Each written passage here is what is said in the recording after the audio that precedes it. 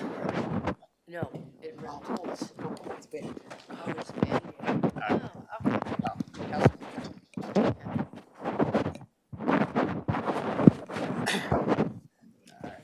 Good. Good evening, everyone. Today is Monday, August 25th. The time is 6:07 p.m., and this meeting is officially called to order. Please join me, if you're able to, please rise for the Pledge of Allegiance. Pledge allegiance to the flag of the United States of America and to the republic for which it stands, one nation, under God, indivisible, with liberty and justice for all. Thank you. Madam Clerk, roll call, please. Councilmember Brusher. Here. Councilmember Coyle. Here. Councilmember Patel. Here. Councilmember Patil. Here. Councilmember Pointer. Present.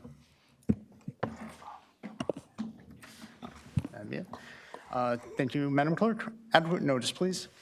Adequate notice of this meeting as required by the Open Public Meeting Act of 1975 has been provided by the annual notice sent to the Home News Tribune, Star Ledger, Desi Talk on November 18th, 2024, and posted in the lobby municipal complex on that same date. Thank you, Madam Clerk. At this time, for Council President's remarks, I do see that there are some new faces in the audience, so just to give a little bit of an overview of how the meeting generally goes. The first part will be going over township business, so we will review the agenda and then cause action on the agenda. After that, it will be open for public comment on you'll have public comment on the resolutions when that comes up. Afterwards, then we will open up for public comment in regards to anything that you wish to discuss. You'll have 4 minutes to be able to discuss those items.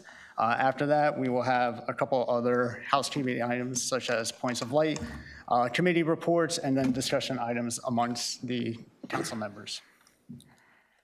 Just as a general reference, the grace period for the third quarter tax payments was extended until September 2nd, so I just wanted to make sure that people were aware of that. Thank you. This time we're going to move to unfinished business, ordinances for further consideration and public hearing and final adoption. At this time, we're going to open it up to the council for any comments, questions, or concerns on 02251 and ordinance 2252. Any questions, comments, or concerns? Seeing none, at this time, I'm going to move to proposed ordinances. We have several on the docket for tonight. I will go individually and open it up to council for, again, comments, questions, or concerns. First, ordinance 2253. Any questions, comments, or concerns? This is for the bond for sanitation. Quick question. Brusher? Yes, how many years will the bond for this be? I'm going to ask Ken to please respond. Yeah, this is for equipment, so typically it's for 5 to 7 years, the useful life of this improvement. All right, thank you. Thank you. Any other questions, comments, or concerns? Seeing none, we'll move on to the next one, ordinance 2254. This is the bond ordinance for the water utility. Any questions, comments, or concerns? Yes, question. Councilman Brusher. Water utility. The funds to pay this back, this bond, comes out of the water budget, right? That would be out of their capital? Correct. It comes out of the debt service portion of the water utility budget. So it's only the residents that use Edison water? Correct. Not Middlesex water customers? Correct. The debt service is built into the rate structure for water users. It does not, nothing comes out of general taxes to support this. All right, thank you. Thank you, Councilman Brusher. Any other questions, comments, or concerns? For myself, I'm just going to elaborate as to what this bond would cover. Approximately $16.8 million would be towards water main improvements. As many people are aware, our water system is a bit dated inside of the township, and this would be used to repair that system. Additionally, $945,000 is allocated towards various vehicle and equipment purchases to be able to facilitate those types of repairs. Thank you. Next, ordinance 2255, sewer bond ordinance. Any comments, questions, or concerns? The typical years for this, because this is a capital, right? Yes, for repairs to the pumping station, that typically is 20 years. Sewer line replacement can go as high as 40 years, and equipment is generally in the 5 to 7 year range. All right, thank you. Any other questions, comments, or concerns? Again, just a general overview. 4.8 would be allocated towards pump station rehabilitation. 8.25 in regards to sewer line improvements, which is part of the ACO agreement that the township is in with the state. And 858,000 for vehicle purchase and equipment purchases. Thank you. Next, 2256, capital improvement bond ordinance. Any comments, questions, or concerns?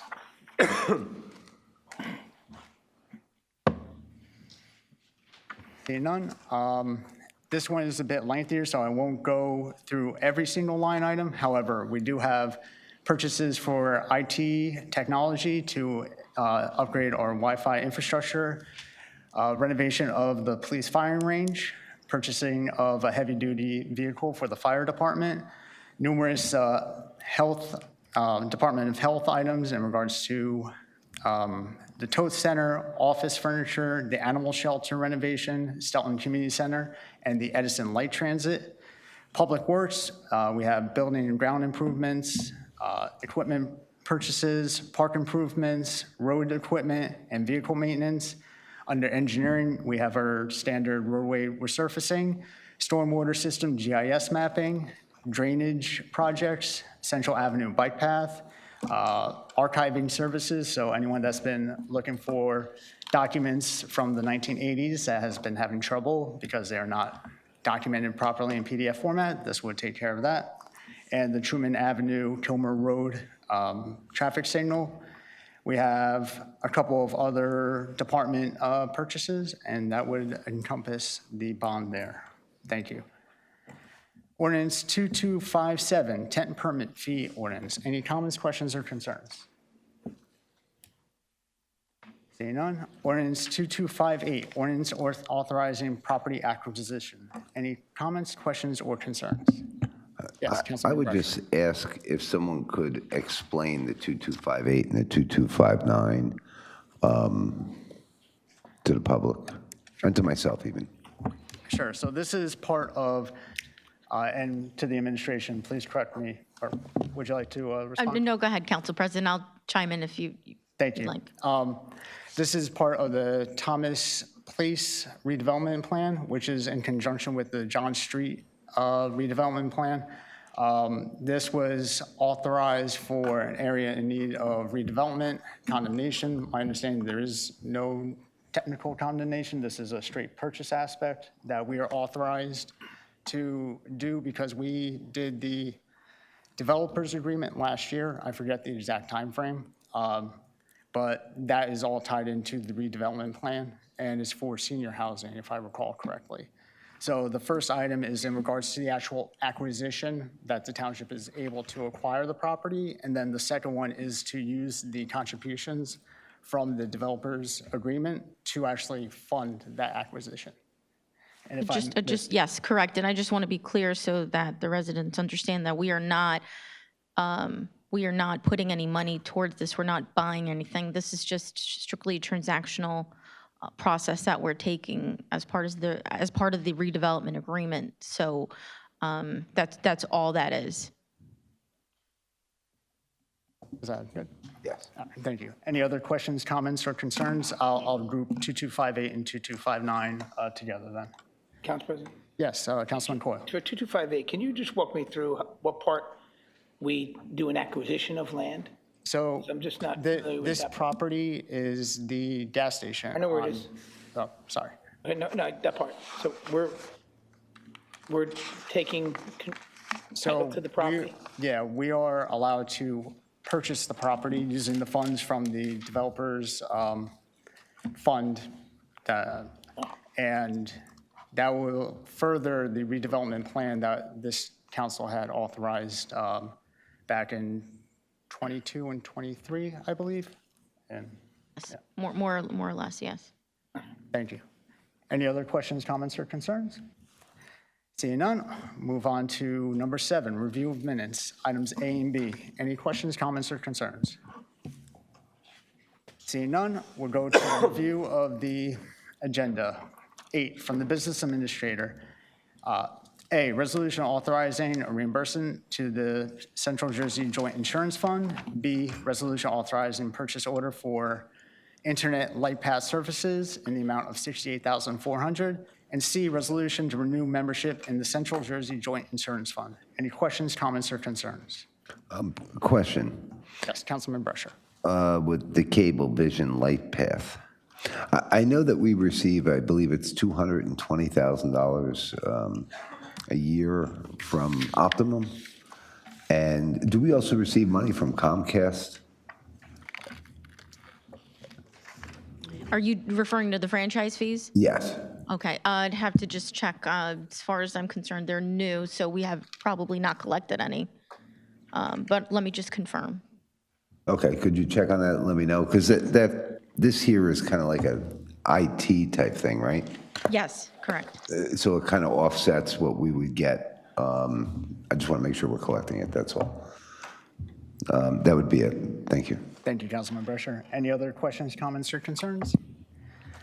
Just to further on the internet light path, this is a 3-year contract at $22.8 thousand per year, and this will actually increase the municipal building fiber internet from 1 gigabyte to 2 gigabyte.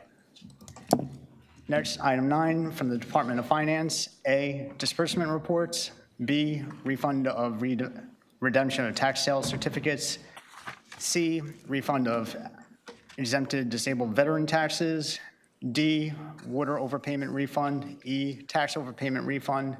F, receipt of sustaining local public health infrastructure grant, $193,000. G, receipt of opioid settlement monies, $353,000. And H, resolution approving corrective action plan for 2024 audit. Any questions, comments, or concerns? Council President? Yes, Councilman Patel. On G, what's the total we have for the opioid settlement monies now?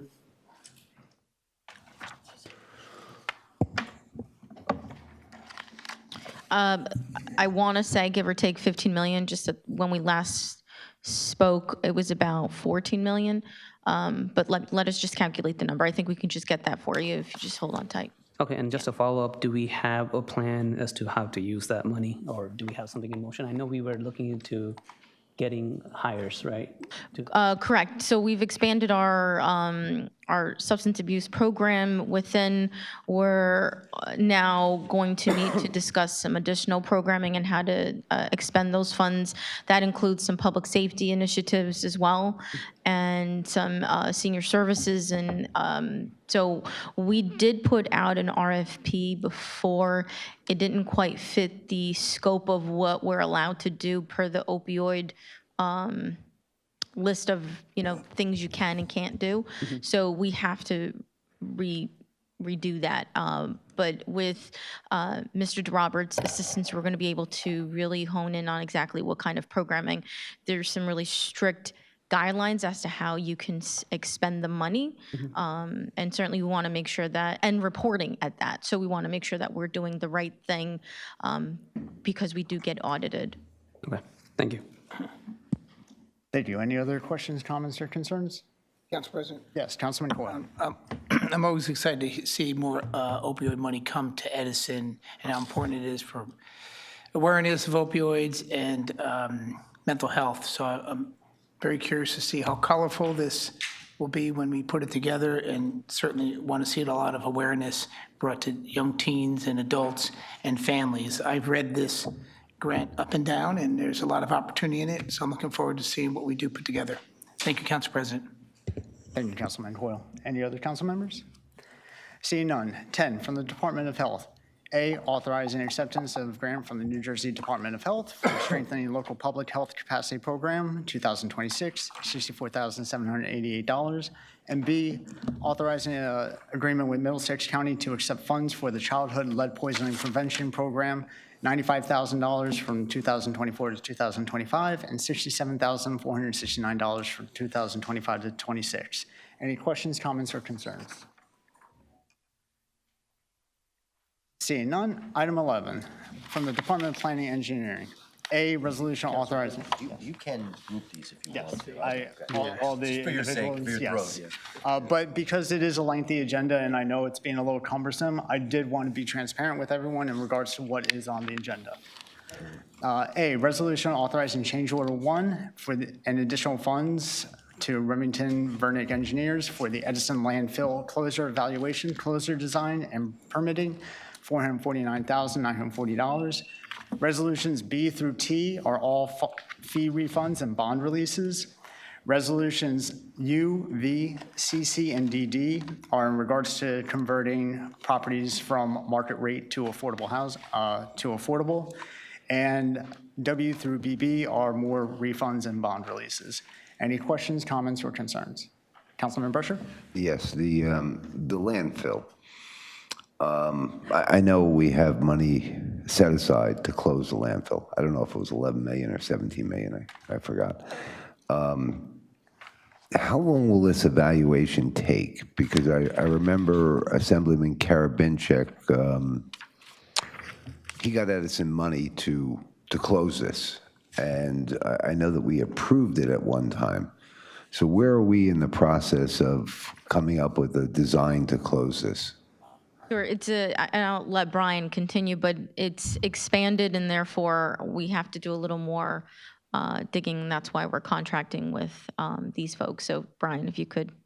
So during the process of the landfill closure design, DEP notified the township that dumping occurred in what is considered the environmental benefit area, which is roughly 12 times the size of the original landfill.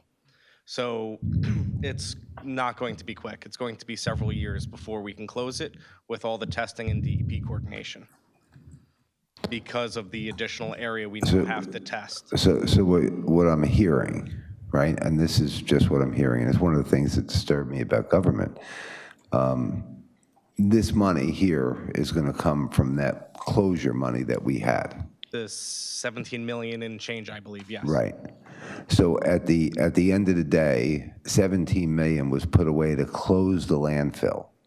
And in typical government fashion, right, whether it's DEP or whoever it is, we're going to expend probably $17 million in engineering and studying and monitoring so that when we go to close it, it's going to cost the residents $40 million. I mean, where are we? Can we get an estimate, Sonia, on this whole? This has turned into a debacle at this point when I just heard this. But can we get like an estimate with timelines and not that the 17 million is gone when maybe my grandson is a council person? No, but this is all through state. It's in a state-funded account, so that's where it lies. It's not necessarily in our municipal budget or anything like that. So when we first took on this land closure, because it had been dormant for quite some time, And I commend you for that. and that's why it's expanded. I think we're in a better position now with RVE to proceed with the closure. So that said, that's how much money we have in the fund, not necessarily what will amount to close it. So I couldn't tell you exactly what it is, but what this council and previous councils have done is put money and set aside to do the right thing. So we just want to make sure that we proceed with the closure at this point.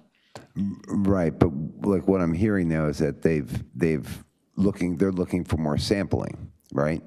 So that then the engineers can determine whether they actually need to make it bigger or they can just clean up and remediate that. I assume that's what this is about. So the additional testing is to locate the edges of the environmental benefit area and what was actually dumped in that area. It may be the full 12 times the size of the original project. It could be roughly half. Going off of DEP's site investigation, they only did surface. However, we need to go and do a disruption permit to do digging and testing to find the actual limits, so we can do the design, see how much we need to abate, and so forth. So right now, I can't even give you an estimate what a final design or a final construction number and abatement number will be, because we don't know the full extent of. So this $500,000, what do we get for that? Is that the guy in an excavator taking dirt and samples out that then are going to be tested? Or is this for an engineer to basically draw little dots as to where he wants the samples? So I just want to refer, sorry, Brian, I didn't mean to interrupt you, but in the report that's attached to the resolution on page 6, I would start on page 6 because everything else before that has been done. So you're looking at a minor disruption report, you're looking at a closure application with DEP, and so that is where the engineering firm is going to do all of the requirements, and they're listed here. So you've got tasks 1 through 7 that need to be completed in order to then actually close it, cap it. Okay, so part of the sampling and all that is in this, right? Yes. Yes, correct, and a lot of it has been done. Okay. All right, thank you. I'll take a look, and if I have further questions, I'll bring it to your attention, Sonia. Thank you. Thank you, Councilman Brescher. Also, I do want to note that I know we had the fund set up, but $356,000 will be, of this change order, will be reimbursable through the NJDEP Bureau of Solid Waste Planning and Licensing escrow. So a substantial amount of it will actually be refunded through a different source. And to the scope, you had mentioned, scope will include test pits, monitoring, well sampling, leachate seep sampling, surface water sediment sampling, landfill gas monitoring, pump test, installation, temporary well points, and the disruption report, as was mentioned. Thank you. Any other questions, comments, or concerns? Council President? Sorry, Councilman Coyle? Okay. Did I jump the gun there on you? You did. You didn't speak before me, though. Tie goes to the runner. Thank you. Council President, I just want to thank everyone on this council for their leadership and continue to care about affordable housing and how important affordable housing is. I'm thankful to the mayor and the administration to put forward conversions of opportunities for young adults to seniors to have a place to live that's affordable. As most people know, to live in town here is expensive, and if you're a student with a graduate degree, some people are leaving Edison. It's just too expensive. So it's important that we have more opportunity on the books. I'm thankful we're doing this. This is a good thing.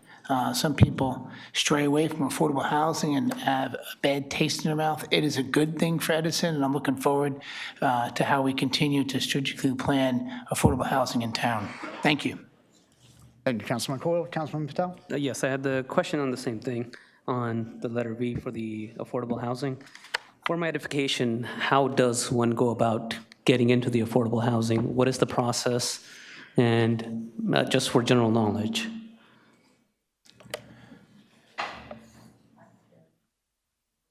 So as you know, we contract with the firm CGP&H, and the program is administered through them. So they put in an application. I know there is a waiting period, probably a couple years or so. So they have to go through that process in order to apply for the program. Okay. All right, thank you. Thank you. And also, Councilman Patel, there's a website called affordablehomesnewjersey.com, which helps guide people through the process as well. Thank you. Any other questions, comments, or concerns? Seeing none, 12 from the Department of Public Works. A, refund of street opening escrows. B, resolution for furnishing new fencing at various locations. C, resolution awarding contract for materials not to exceed $1.342 million. D, resolution awarding contract for fuel not to exceed $1.5 million. E, resolution awarding contract to various vendors for the furnishing of plumbing services not to exceed $75,000. F, resolution awarding contract for the furnishing of plumbing supplies, equipment, and accessories, not to exceed $60,000. G, resolution authorizing change order 1 for emergency traffic signal maintenance, repairs, and upgrades, $42,271. H, resolution authorizing purchase order for the removal and installation of new concrete flooring at the municipal complex, $143,670. And I, resolution awarding purchase order to various vendors for the furnishing of walk-in building supplies and related products, not to exceed $871,000. Any comments, questions, or concerns? For myself, just in regards to the fencing, this will include Crestwood Park, the police garage, Mini B VO pickleball courts, and the Truman Vehicle Yard. Additionally, for anyone that has made comment about the front entranceway, the concrete there, that is what the resolution is for, that's on here, is to repair that. Thank you. Next, from the Department of Recreation, A through C are reimbursements for cancellations, and D, authorizing to purchase snacks through the interlocal service agreement with the Edison Board of Education, $210,000. Any questions, comments, or concerns? Seeing none. 15, from the Department of Water and Sewer. A, resolution to purchase one new and unused 2026 service truck with the options, $212,583.18. And B, resolution awarding contract for the Gravity Sewer System Inspection Program, Phase 2, $2,109,884. Any questions, comments, or concerns? Just on, Council President, Yes, Councilman Patel. on B, just, I know this is part of the ACO, but just for clarification again, we have to pay for this and then we'll get the loan? My understanding is that the bond that we authorize is reimbursable through the iBank if all things go through, but if you can elaborate, Sonia. Correct. So this stage, we're going to award the contract. So we have gone through the iBank for this particular phase of the project. Okay. So, and what happens is we have to bond the money, go through the process on that end, and then we have to show the iBank that we did that, secure the funds, and then we go and upload all of those documents and do all the design part of it and do the bidding, and now we're going to the award stage. So this is all part of the process that we still have to do on our end. But yes, it is the part of the iBank. Okay, thank you. Yes, Councilman Brescher? Yes, for the sewer system inspection program, we did some of this inspection already. Do we have the reports on that, or? On the inspecting of our sewers, right? We did some of that already. We've only done what we've remediated, but this is to do the entire scope of looking through all of our sewer system. Through the whole sewer system. Correct. And if we approve this, they're going to start doing this. Right, we'll have a construction meeting, try to initiate exactly where we're going to begin. I have Bob Smith, our water sewer utility folks here. They can elaborate exactly when they anticipate to actually begin the work.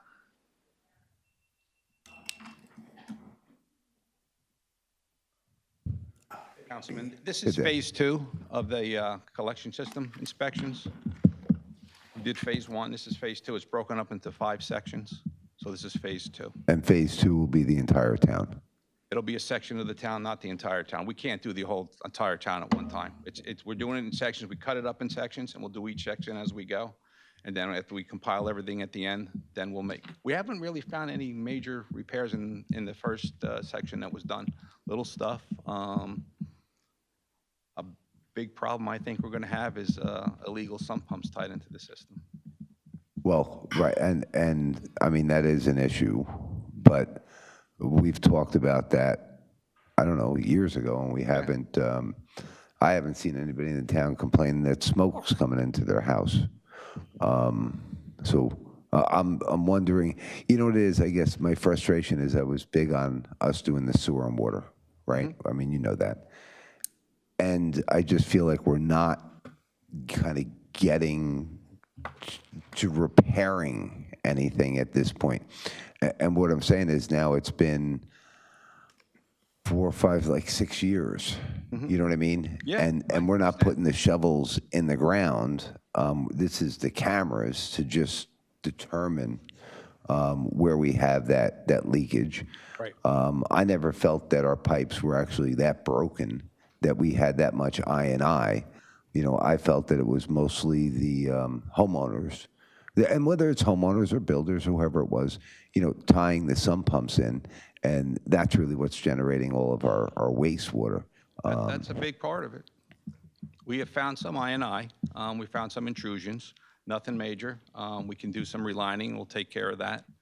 But yeah, it's, we haven't found anything really major to this point. And at what point do we do something like where we put, we fill the sewer with smoke to determine where it's coming from?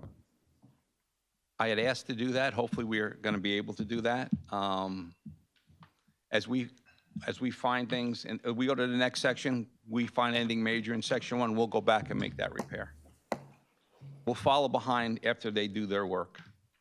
Okay, so in other words, we're going to do this one here, right? If you see a little bit of I&I coming in, you're going to reline a little bit of the pipe. Yeah. But at what point then do we actually go to where the problem, what I believe the problem is, which would be, I know residents that tied into the system. So when do we do that? Like, when do we actually solve the problem is where I'm going. Since we've been talking about this, you've probably come up here and I've asked you this now over the course of 6 years, you know? Right. At what point? Is that your decision or is that Sonia's decision? Well, I know, I think, to your point, Councilman, the council has committed to doing a 10 to 20-year phase out to make sure that our infrastructure is being not only corrected, but maintained. So this is an ongoing project. Part of it, again, is to do all of the sewer inspections, and so that's what phase 2 is.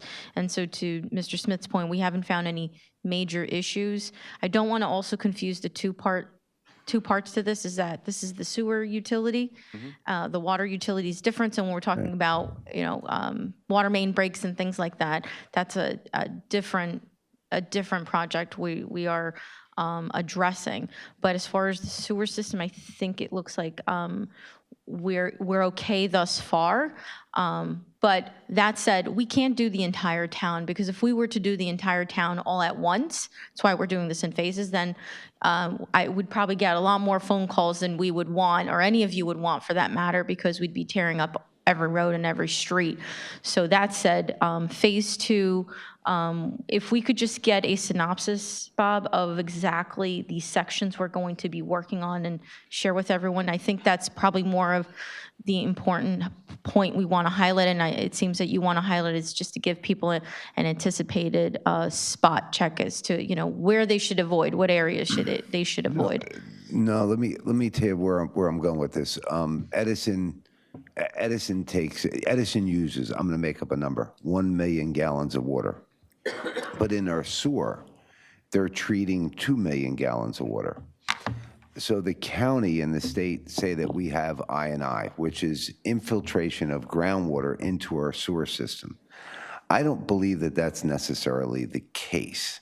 What I believe the case is that residents, so they don't have ice in the front of their apron when they pull out, have tied their sump pumps and drainage water into our sewer system. And I know of people that have done that, right? And if you just think about that, like my sump pump probably goes off 2-3 times a day during the summer, and when it's rainy season, it goes off, I don't know, 20 times. I have a high water table by me. But if I were to pump that continuously, and 5 people on my street did, we're pumping, you know, thousands of gallons just from my couple neighbors into the system. And there is a way to solve it. I think they do like a smoke of the sewer. Right. And then the smoke will come up in your house, and you call the fire department, and the fire department calls Bob Smith. Bob Smith goes down there and explains that they're illegally tied in. So when do we do something like that? We will do something like that.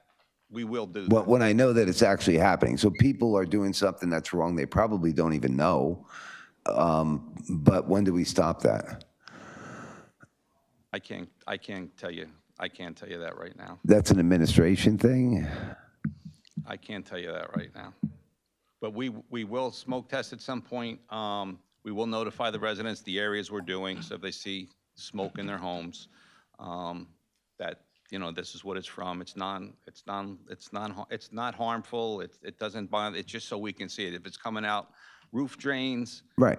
Gutters, leaders, whatever, we'll see it. If it's in the house, we know they're illegally tied into to the collection system. It's illegal to do that. The MCUA has really come down on us to rectify that situation. And that's something we have to do and we will do, hopefully in the very near future. Near? Is that before my term is up? And the reason why I say it is because it's been 6 years. You know what I mean? So it becomes frustrating on my part when I recognize this is part of the problem. And then I'm sitting here 6 years later. It makes government look very ineffective, inefficient, and almost makes me want to say that we should have sold the sewer and water. I mean, I believed that we could manage it. I'm at the point. No, I'm at the point now where I'm going to say Len Sandelsky, our councilman, Len Sandelsky, was right. The Township of Edison does not have the ability to manage sewer and water. That's So not true. can I find out when we're going to do this, since we've been talking about it? I don't want to hear shortly, right? I'm looking for a date. And remember when I told you, remember when we were going to inspect the sewers, right? And you told me you'd have it done in a year. We were going to inspect them all. And I said, make yourself good. Make it a year and a half. And in a year and a half, you figured out that you couldn't do it. And you had to go to outside vendors to get it done. And then we did. But you see how we did that by giving dates. So I'm looking for a date from you and from the administration as to when we're going to start it. And actually, when we start that area, I'd like to witness it. You're talking smoke. Councilman, Yes. we'll keep you posted. We're going to have a construction meeting with the company, and we'll another Okay. 30 days, we'll let you know exactly when that's all going to start and what that looks like. All right. Okay? Thank you. Thank you, Bob. Council President, could Bob come back? Mr. Smith, can I just ask one quick question to Mr. Sure. Smith? I appreciate it. Sure. Will the water meter replacement program assist in being able to identify those irregularities as well? No, not on that, no. That'll just get us the water usage that go into homes. If they have leaks, we'll see their meters really spike up or whatever the case might be. But that won't help there, no. Thank you. Councilman Cora? I agree with my council colleague, but although he did raise a good point when he talks about residents who could be pumping into our system. But I'd have to say the percentage of what that may be compared to what rainwater is causing us over the years is quite different. But I think his percentage does count, and I hope we could look into that. But to say we haven't accomplished anything over 6 years, to say that it wasn't a good idea to have us run our utility, to me, it's just not a true statement.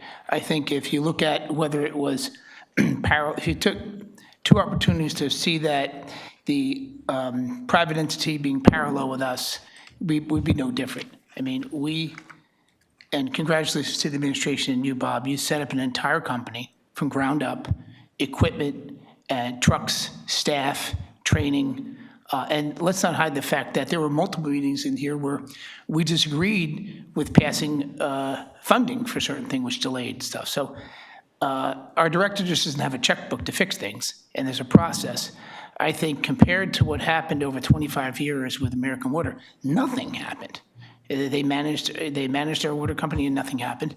Over 6 administrations, nothing happened to our sewer. So when it comes to critical maintenance and assessment of pump stations, force mains, zero happened compared to what we're doing today. I understand we funded a CTV to all the town, which is probably almost done. So we're going to get an X-ray of all of our sewer to discover what should be replaced first in critical maintenance order. So I think we've come a long way. And I think, Councilman Brescher and I disagree at different times, but we get along on the way home.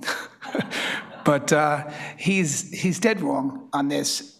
We together pushed for this. I think if he's patient and we sit down together, and if he can just tell me what Suez would have done different.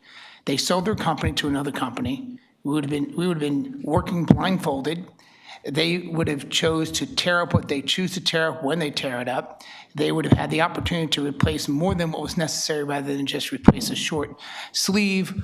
If you go to the water department, I invite anybody to take you down there, you'll see we have a full operation down there of trucks, men, equipment, parts.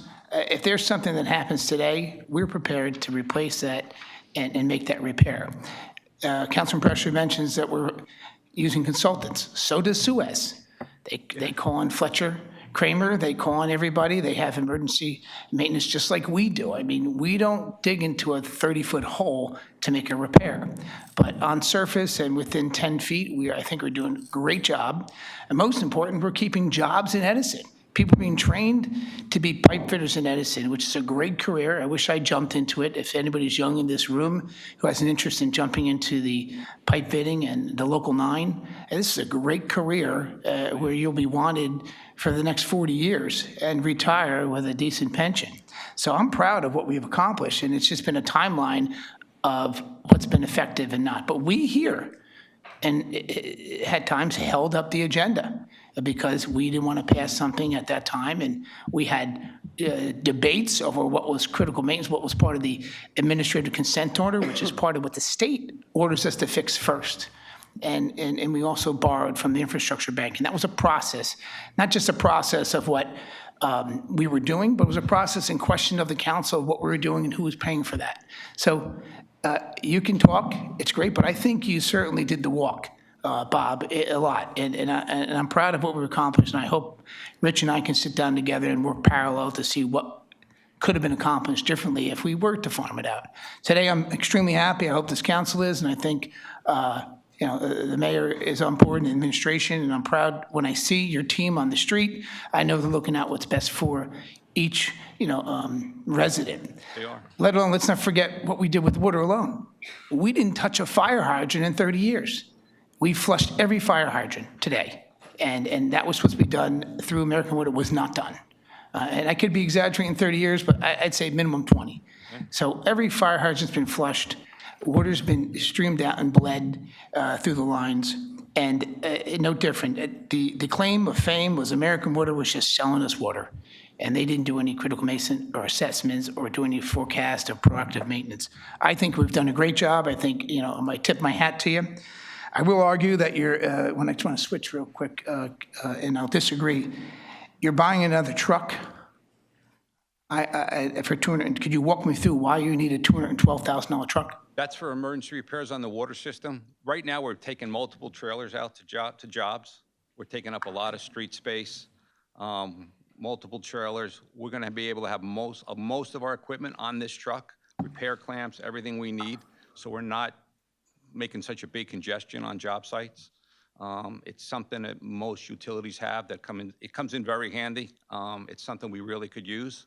It'll help us reduce our footprint on the job site, and it's, it'll be a big help to us. I may disagree, but if my council colleagues vote together, I'll be supporting it. Okay. Thank you. Thank you, Councilman Toyle. Anything else? I just need clarity. Councilman Prescher. My council colleague said that we did the camera inspections on these pipes. We're doing it.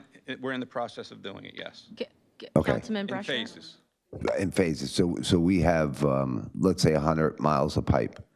What's the percentage that we've done so We have a far? lot more than 100 Right, barrels but of what's pipe. on a percentage? We've done, Councilman Brescher, if I could just make that easier for everyone to answer, under the bid specs that we've attached, it's in this map, phase 1 of what has been and what's pending. And I'd be glad to recirculate that because I know this is a lengthy bid package. So this is the important sheet that you want to refer to exactly. And there's the key there, and it'll tell you exactly how But many. looking at it, what would you say miles. the percentage of that is? Is that 100%? no, It's 75%, maybe, yeah. 75%. I So mean, 75% of it the goes town we've done. right out to Highland Park, pretty close to New Brunswick over on the Raritan side, border Piscataway, South Plainfield. That's done. it's kind of everywhere, but it's about 75%, I would say. Okay. All right, thank you. Council President, we lost the Councilman quorum. Patil? We lost the quorum. So at this moment, I'm going to ask for a 5-minute. Yeah. Just as courtesy, I believe it's called a point of privilege. If anyone needs to leave the dais, please just call it out, point of privilege. I'll absolutely acknowledge it, and just to avoid this situation happening going forward. We can continue.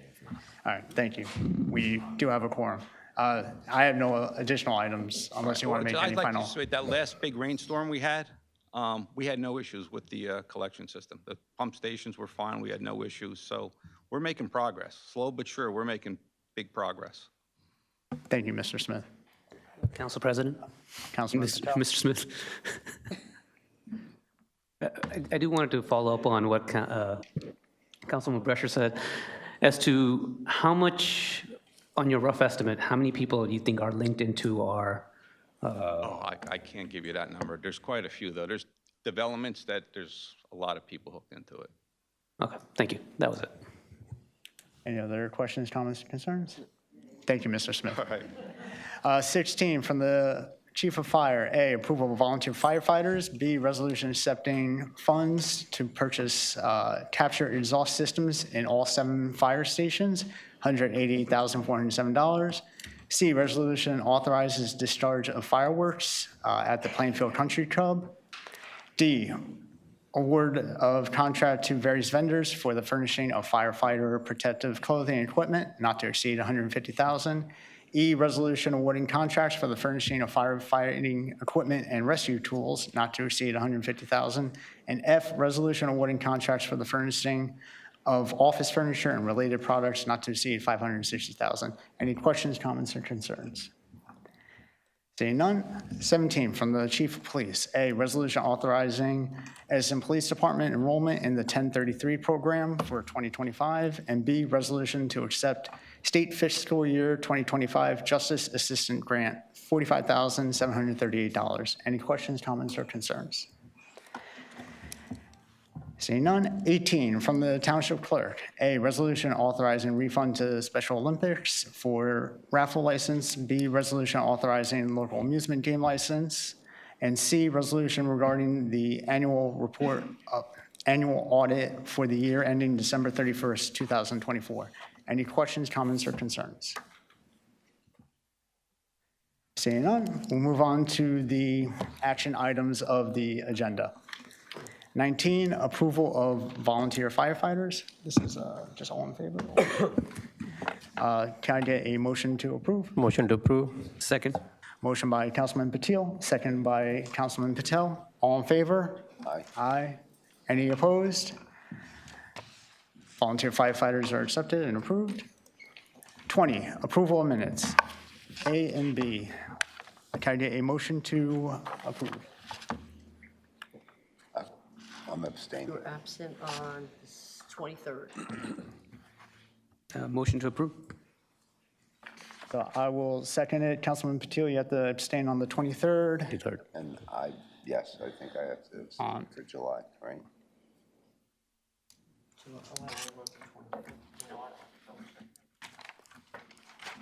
Same meeting. Yeah, I believe so. So abstention from that because you were not present. So motion by Councilman Patel, second by myself. All in favor? Aye. Any opposed? None. Approval of minutes passes. 21, unfinished businesses, ordinances for further consideration, public hearing, final adoption. Madam Clerk, please read ordinance 02251. An ordinance authorizing a lease extension of the homeless facility agreement with Catholic Charities Diocese of Metuchen for a portion of the former Camp Kilmer property. Thank you. At this time, I'd like to open up to the public for any comments, questions, or concerns on the ordinance 2251. Seeing none, can I get a motion to close the public portion? Motion to close. Second? Motion by Councilman Coyle, second by Councilman Patel. All in favor? Aye. Aye. The public portion is closed. At this time, can I get a motion on the ordinance? Motion. Council President, I move this ordinance be passed on first reading, public. Councilman Coyle, sorry. This is, Motion down, okay. so a motion of action, whether to approve, adopt, or other. Okay, motion to approve. Second. Motion by Councilman Coyle, second by Councilman Patel. Any comments from my colleagues? None. Madam Clerk, roll call, please. Councilmember Brescher. Yes. Councilmember Coyle. Yes. Councilmember Patel. Yes. Councilmember Patil. Yes. Council President Pointer. Yes. Ordinance 2252. Madam Clerk, please read ordinance. An ordinance amending the Township Code to make Glen Court Avenue a one-way street west to east from Fowler Street to Woodbridge Avenue. Thank you. At this time, I'd like to open up to the public for any questions, comments, or concerns on ordinance 2252. Seeing none, can I get a motion to close the public comment? Motion to close. Second. Motion by Councilman Coyle, second by Councilman Patel. All in favor? Aye. Any opposed? Public portion is now closed. At this time, can I get a motion on the ordinance? Motion to adopt. Second. Motion by Councilman Patil, second by Councilman Coyle. Any council comments? Seeing none, Madam Clerk, roll call, please.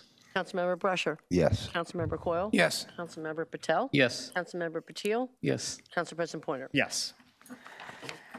Now we'll move on to new business, proposed ordinances for public hearing set down for Wednesday, September 10th, 2025.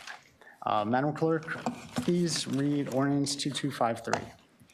Bond ordinance providing for the acquisition of vehicles, trucks, and equipment for the solid waste collection district in and by the Township of Edison, the County of Middlesex, New Jersey, appropriating $1,463,000, therefore and authorizing the issuance of $1,463,000 bonds or notes of the township to finance part of.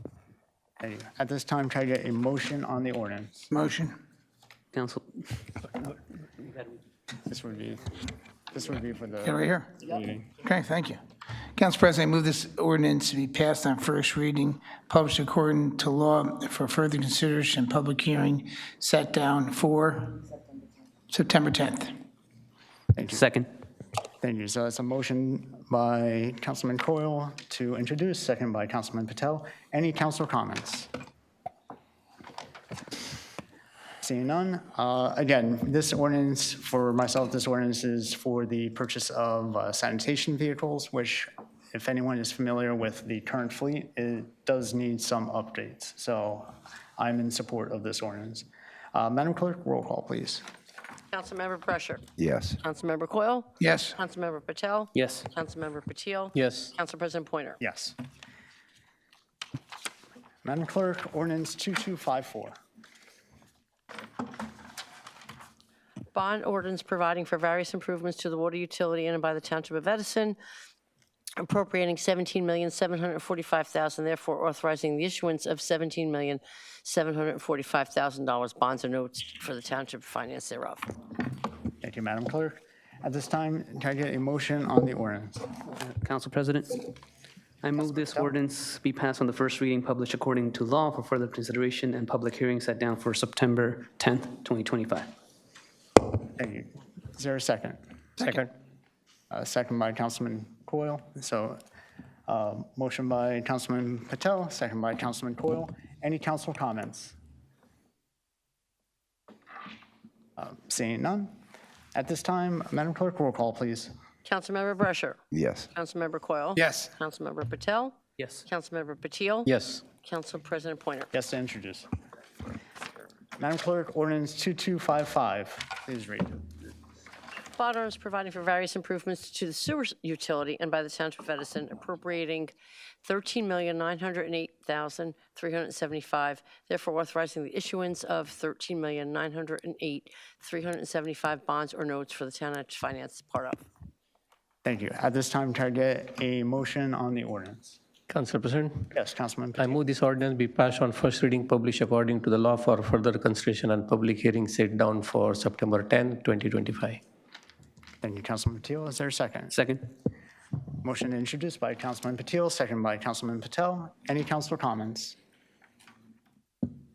Just for myself, in regards to both the water and the sewer ordinances, as many people are aware, in 2019, the township voted to keep both departments in-house One of those items, though, is that we need to make sure that there's proper funding to be able to execute that desire by the township, by the residents. So that is why I will be supporting this ordinance. Thank you. Madam Clerk, roll call, please. Councilmember Brusher. Yes. Councilmember Coyle. Yes. Councilmember Patel. Yes. Councilmember Patil. Yes. Council President Pointer. Yes, to introduce. Madam Clerk, ordinance 2256. Bond ordinance providing for various capital improvements in by the township appropriating $25,008,500, therefore authorizing the issuance of notes of $23,758,075 bonds or notes to finance part thereof. Thank you. At this time, can I get a motion on the ordinance? Council President, Yes, Councilman Patil. I move this ordinance be passed on first reading, published according to the law for further consideration and public hearing set down for September 10, 2025. Thank you, Councilman Patil. Second? Second by Councilman Patel. So motion introduced by Councilman Patil, second by Councilman Patel. Any council comments? For myself, I know that there is concern in regards to the overall debt of the township. What I would like to say for myself in review of the budget and in regards to where we are in terms of our current debt obligations, the metrics of which we are at, I believe, are sustainable in short. The restructuring of the debt back in 2021, which I've always given credit to the Lanky administration and the council at that time, has afforded the township to be in good position to make these types of investments to make sure that the quality of life of its residents is maintained and improved. Thank you. Madam Clerk, roll call, please. Councilmember Brusher. Yes. Councilmember Coyle. Yes. Councilmember Patel. Yes. Councilmember Patil. Yes. Council President Pointer. Yes, to introduce. Madam Clerk, ordinance 2257. There's a lot of ordinances. An ordinance amending Chapter 16 Fire Prevention and Protection, Section 16-1, Uniform Fire Safety Act, Local Enforcement Agency, subsection 16-1.5, permit fees, fire code status requests of the Township Code of the Township to amend the tent permits. Thank you. Can I get a Permit motion? fees. Can I get a motion on the ordinance? Council President, Yes, Councilman Patel. I move this ordinance be passed on first reading, published according to law for further consideration and public hearing set down for September 10, 2025. Thank you. Is there a second? Second. That's a motion introduced by Councilman Patel, second by Councilman Patil. Any council comments? For myself, I just hope people utilize the tents. It's nice out there. Madam Clerk, roll call, please. Councilmember Brusher. Yes. Councilmember Coyle. Yes. Councilmember Patel. Yes. Councilmember Patil. Yes. Council President Pointer. Yes. Madam Clerk, ordinance 2258. Ordinance authorizing the acquisition of the property identified on the tax maps of the Township of Edison as Block 692.05, Lot 8.03, in connection with the Thomas Street redevelopment plan on a redevelopment agreement between Yasha J. Realty LLC, and upon acquisition, transfer the property to the redeveloper in furtherance of the Thomas Place redevelopment plan. Thank you. At this time, can I get a motion on the ordinance? Council President, Yes, Councilman Patel. I move this ordinance be passed on first reading, published according to law for further consideration and public hearing set down for September 10, 2025. Thank you. Is there a second? Second. That's a motion introduced by Councilman Patel, second by Councilman Patil. Any council comments? Seeing none, Madam Clerk, roll call, please. Councilmember Brusher. Yes. Councilmember Coyle. Yes. Councilmember Patel. Yes. Councilmember Patil. Yes. Council President Pointer. Yes, to introduce. Ordinance 2259. Madam Clerk, please read ordinance. Ordinance appropriating $520,000 from a developer's contribution pursuant to the redevelopment agreement, which funds are on hand by the township for the acquisition of property in and by the Township of Edison. Thank you. At this time, can I get a motion on the ordinance, on the proposed ordinance?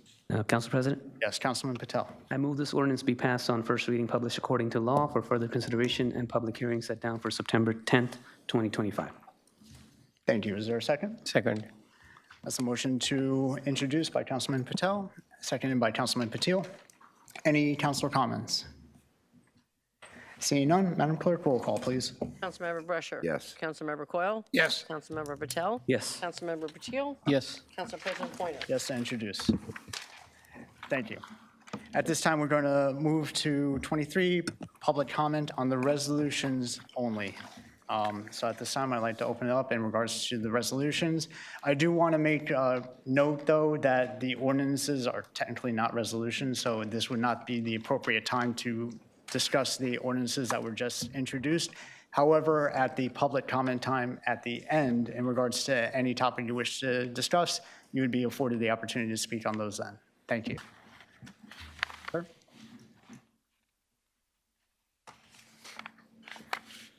Okay, anonymous. I don't give my name or my address when I come to meetings. On every single resolution that has the word performance in it, cash perform, there's a bunch of them in here that has the word performance. And I would like to remind this council and everyone in this room that this council banned costumes, masks, props, Point of and order. performances. Point of order. So all of these performances order. wouldn't apply. When you guys banned the American flag, look of it up order. online. They banned the American flag at the meeting. Look it up. Thank you. Anyone else that would like to speak on the resolutions only? Yes.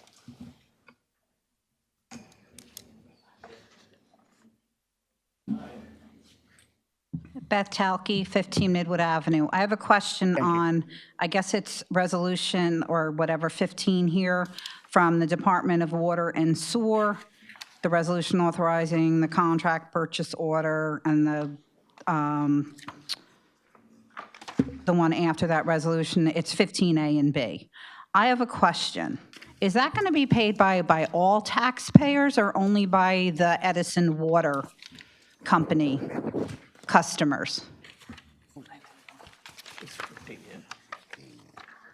You know, is that coming out of the full budget for all taxpayers or just the Edison Water customers that it affects? Because me being a Middlesex Water customer, I'm paying for all, you know, the upgrades and changes and stuff through my bill, which has gone up extraordinary in the last 2 years. Well, I see Edison Water customers, friends of mine, theirs has been staying pretty steady. So I just want to know on that stuff, if that's coming out of all the taxpayers or just the Edison Water customers. Thank you. Sure. I'll direct it. We just need all of our questions. Yeah. Just in the sake of time, do you have any other questions that you would like? Well, that's just on that. I can come up later for the For the ordinances, general, yes. correctly, yes.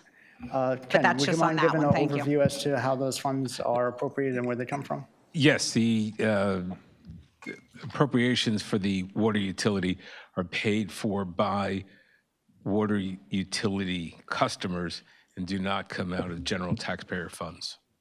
So that would be in regards to the purchase of the vehicle, and then the sewer is the entire township because sewer is throughout.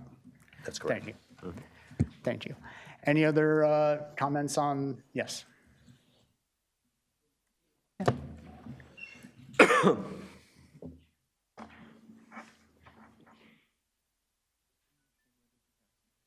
Resolution 492-082025, the resolution authorizing contract purchase order for the installation of new concrete flooring at the municipal complex, not to exceed $143,000. Is this the flooring coming into the building that we're talking about, where all the cracks are, and I worry about falling every time I come here? Or is there more involved that would bring it up to $143,000, is my question. Just in the sake of time and making sure, are there any other questions you would like for us to address? Not for a resolution. My understanding is that this would be a complete tear down and redo of the concrete that's in front of the front vestibule there, up to the sidewalk, over to the stairs that are on the left-hand side, because we're directly over it, and the entranceway into the 911 area on the right-hand side. So it would be that entire area there. And it's up to $143,000? No, that is the contract amount. It's $143,000. Wow. Thank you. Thank you. Yes.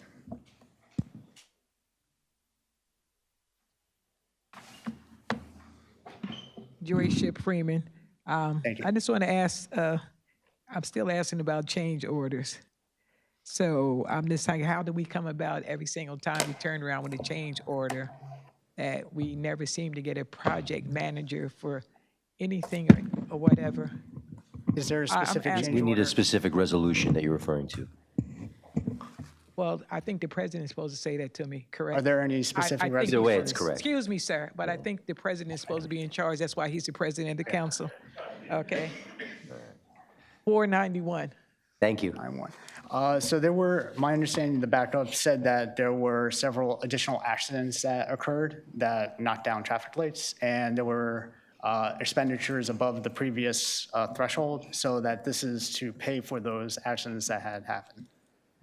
And then in regards, oh, No, I thank you because you explained it to me, the amount of accidents, because even when I looked at Middlesex County, we have the most accidents, I think, in the state. And in this area, something, whatever, maybe we need more people out, traffic cops. Maybe we need more out at different spots because it's ridiculous, because I'm like scared when I go past the stoplight because the light turns red and people still keep going at the whole time. It's very, very nervous living here in Edison when it comes to traffic. And I hope we can do a better deal with the change order and stuff that, that's needed. Thank you for having class, John. thank you. Any other comments on the resolutions only? Seeing none, can I get a motion to close the public comment? Motion to close. Second. Motion by Councilman Patel, second by Councilman Patel. All in favor? Aye. Aye. Any opposed? Public comment on the resolutions is now closed. At this time, I'd like to ask my colleagues if there's any resolutions to pull aside for a separate vote. Starting from my right, Councilman Brusher. None. Councilman Coyle? None, sir. Councilman Patel? None. Councilman Patil? None. And none for myself. So the consent agenda will be resolutions 422 through page 4, resolution 509. So resolutions 422 through 509 to the consent agenda. Can I get a motion on the consent agenda? Motion to approve consent agenda. Second. Motion by Councilman Patil, second by Councilman Patel. Madam Clerk, roll call, please. Councilmember Brusher. Yes. Councilmember Coyle. Yes. Councilmember Patel. Yes. Councilmember Patil. Yes. Council President Pointer. Yes. Vice President. Vice President. I know. All right. Thank you. Next, we'll move to communications. A letter received from the Open Space Advisory Committee regarding Potts Road. I believe Councilman Patel, you had wanted to make comment on this? I wanted to follow up, what did we do about in regards to the violations that the dealership is doing on the open land, the open space? That is why we tabled it for this today, to follow up on this.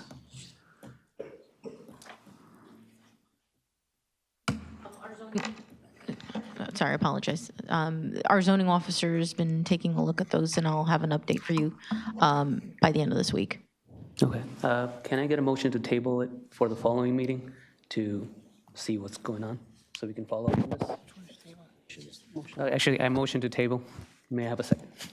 What are we tabling? Table the communication. Table. Will not add that Yeah. I'm sorry, Councilman.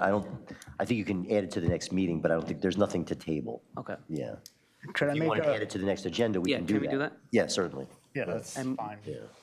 That's the next agenda again. Okay. Yeah, thank you. But we still do have to act on the communication. So do we have to accept it, or do Just we? accept it.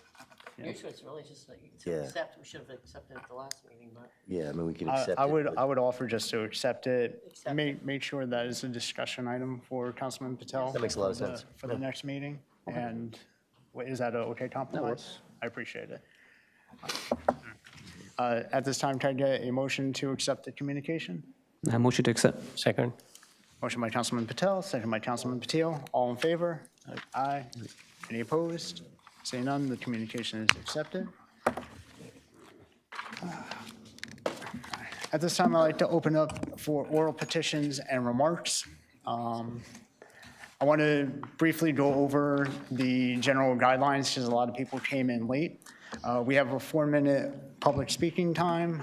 We do not have rebuttals. What I will ask is I will try to be fair and go on left and right since there is a good amount of people that are here today. I just ask for general courtesy in regards to when speaking. I will ask for your name and address. You are not absolutely required to provide. However, from a record purpose standpoint, it is helpful for us to document as such. And again, I just ask for general courtesy in terms of the discussion. You don't have a list anymore, right? No, Yeah. Bad habit. Okay. Sorry. Sir. Oh, one additional ask, just for timing purposes, let me just recognize, that you're afforded the floor. So you have the floor. Thank you. Okay, I love that you told them that was optional. I haven't heard that here in Edison. I appreciate that. And I will say, John, you actually run a pretty good meeting. So Dave, let him run the meeting. Stop, you're out of order when you do that. Let him run the meeting, I mean, Jesus Christ.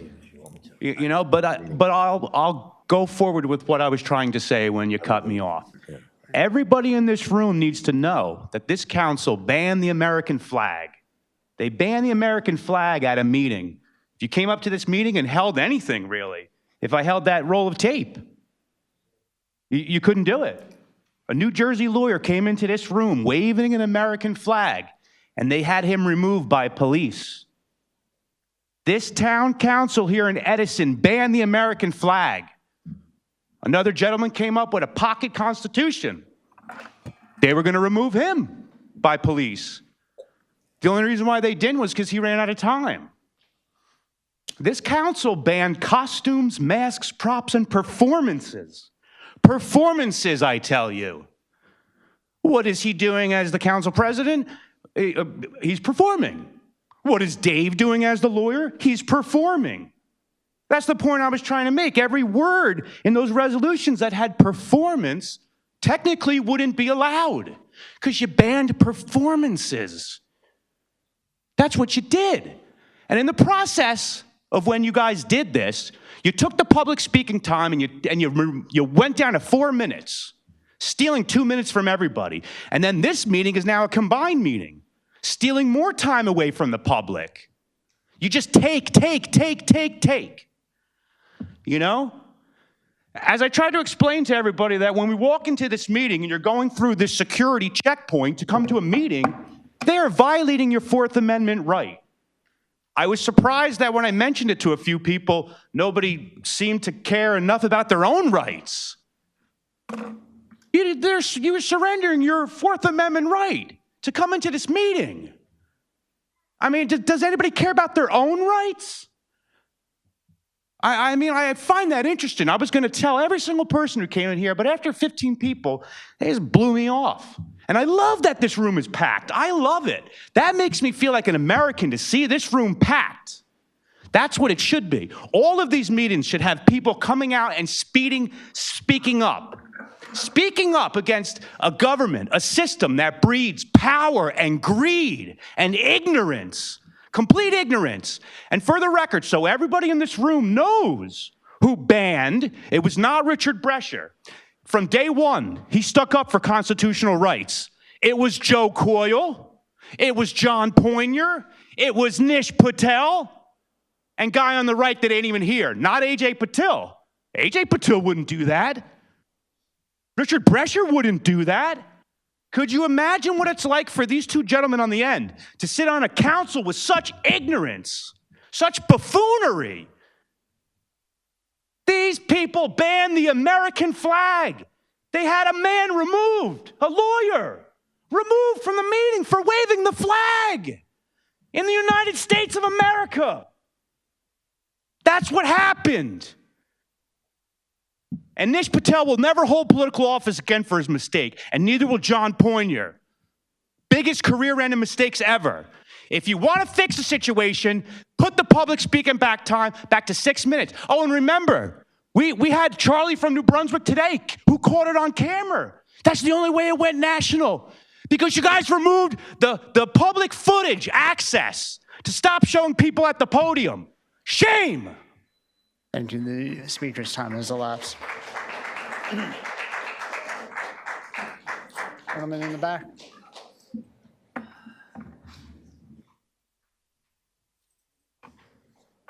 Evening, my name is Robin Gowan. I live on Outcult Road in Edison. Thank you. I've been a resident of Edison for 38 years. I like Edison, enjoy living here. I'm speaking tonight. I'm disappointed with what happened recently, excuse me, at a warehouse in Edison, where the mayor apparently allowed ICE to come in and take away people that were there. My understanding is that the mayor was aware of this and either was unwilling or unable, excuse me, to do anything about it, to alert the people that were in jeopardy of losing whatever they were losing. ICE is in certain towns in New Jersey, like Princeton and Trenton, have been able to do better. So I'm encouraging Edison to do better. We can, if this happens again, we should inform the people ahead of time. If the mayor knows, either he was unwilling or unable to do anything about it. And I find that disappointing. I don't know if he's made a public statement regarding ICE and the federal government. It's possible that he has. I'm not aware of that. But I just wanted to say I'm disappointed with the mayor, and I hope that he does better the next time. Thank you. Thank you.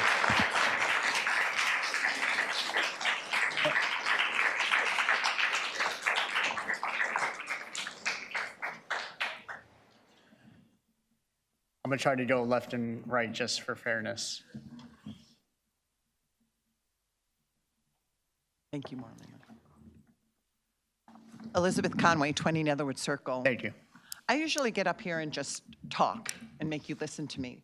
But I was upset this morning, so I actually wrote something down. And I'm going to read it because I want to make sure that I get it done in my 4 minutes. And if I have any time left, then you'll have to listen to me talk after that. So, good evening. My name is Elizabeth Conway, and I live at 20 Netherwood Circle, Edison, New Jersey, 08820. I came here tonight because I'm deeply concerned about what this council is about to do on September 10th. You're voting on an ordinance to add $57 million in new bonds on top of a debt load that already increased by more than 50% since 2021. If all of these bonds pass, Edison will be carrying a level of debt that is completely unsustainable. Just this morning, I was thinking about my former students who are now adults, and I thought about their future. Will they be able to live in Edison? How could they when this much debt is being piled up and will eventually land on the shoulders of the residents? We act like the money never has to be paid back, but it will. Either it shows us in higher taxes, or it shows up at cuts to services. We all rely on good services and lower taxes. But there's no way around it. And what's most frustrating is that we've been here before. We've taken on more debt, and yet the same problems keep coming back. For example, tonight there's talk of putting $17 million toward water utility improvements and $13.9 million toward sewer upgrades.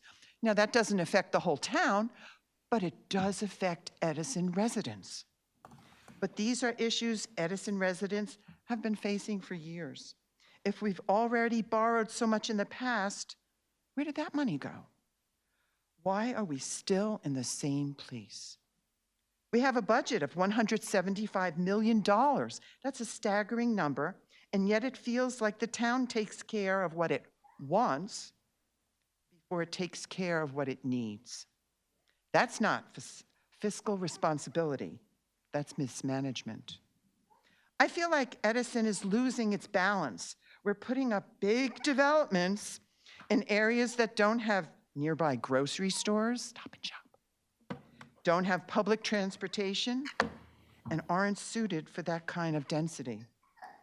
We're taking the garden out of the Garden State, and in the process, changing the very character of this town. So my question is simple. Where did all the money go? We've added tens of millions in debt over the past few years, but we're still facing the same old problems with water, sewer, and infrastructure. Now you're asking residents to take on $57 million more over our budget. Why should we believe this time will be any different? Edison residents deserve straight answers, and we deserve real fiscal responsibility. This isn't just about the numbers on a page. It's about whether our children, my students, my grandchildren, will even be able to afford to live here in the future. Right now, the way things are going, I'm not sure if they're going to be able to. And that's a shame. Thank you.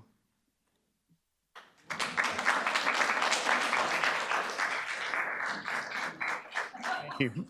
I actually want to call out some items that were just mentioned. It was talked about 17, 14. I'd just like to ask how much was previously invested prior to that. Previous ordinances, last year we canceled a lot of bond ordinances that were out of date. And in regards to percentage of current debt versus the township ratables, is actually near what it was back in 2016, 2017 and such prior to the restructure. Thank you. Ma'am.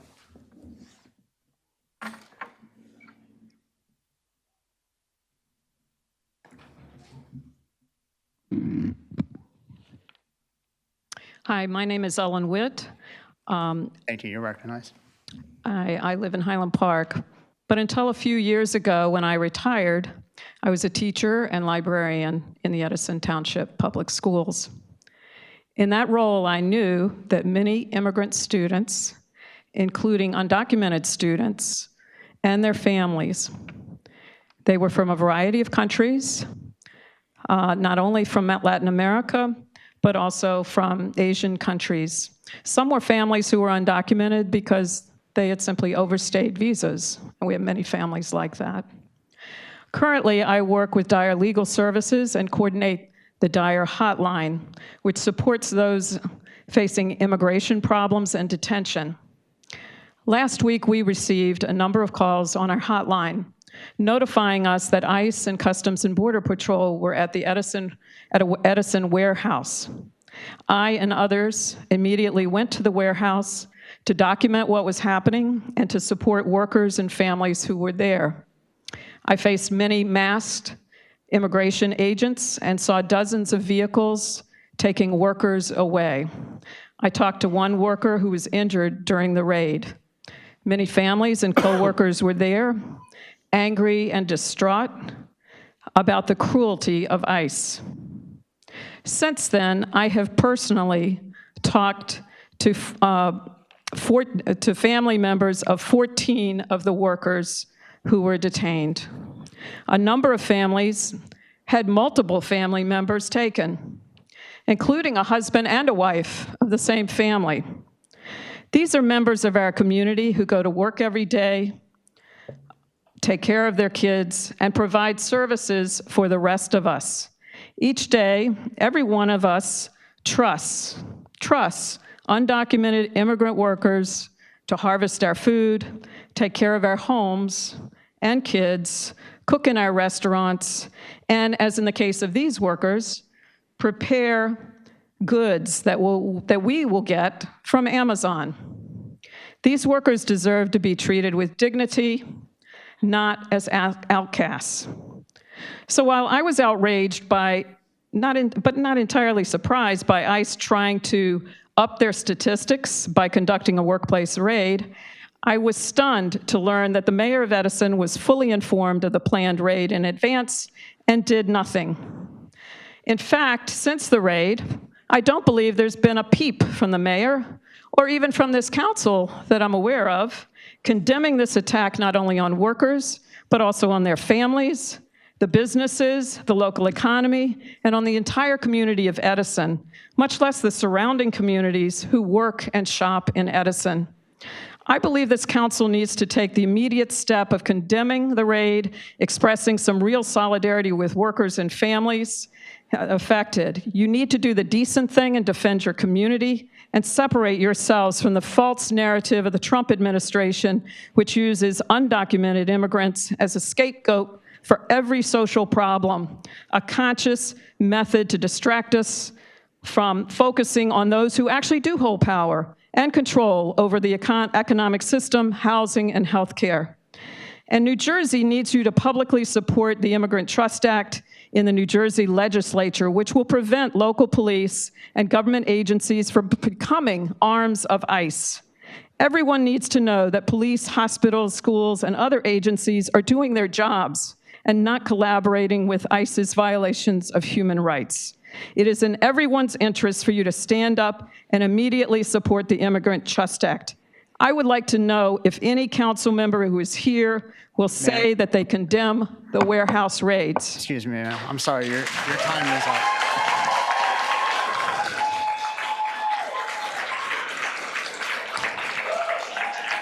Comments, sir.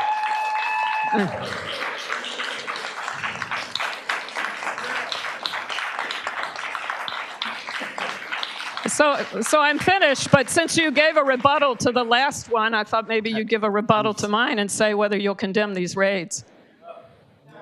I will, Any of you. if any of my colleagues would like to make a comment, I will allow them to. Council President.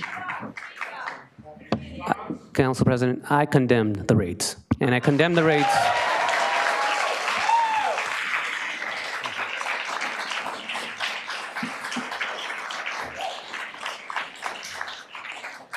Condemn the raids because this country is built on immigrants. We are all immigrants, whether you like it or not.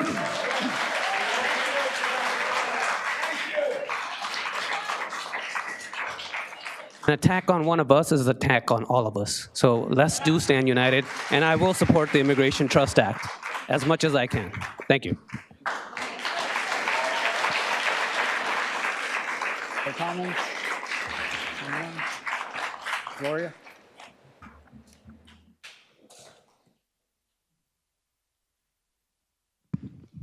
Gloria Dittman, Midland Road, Edison.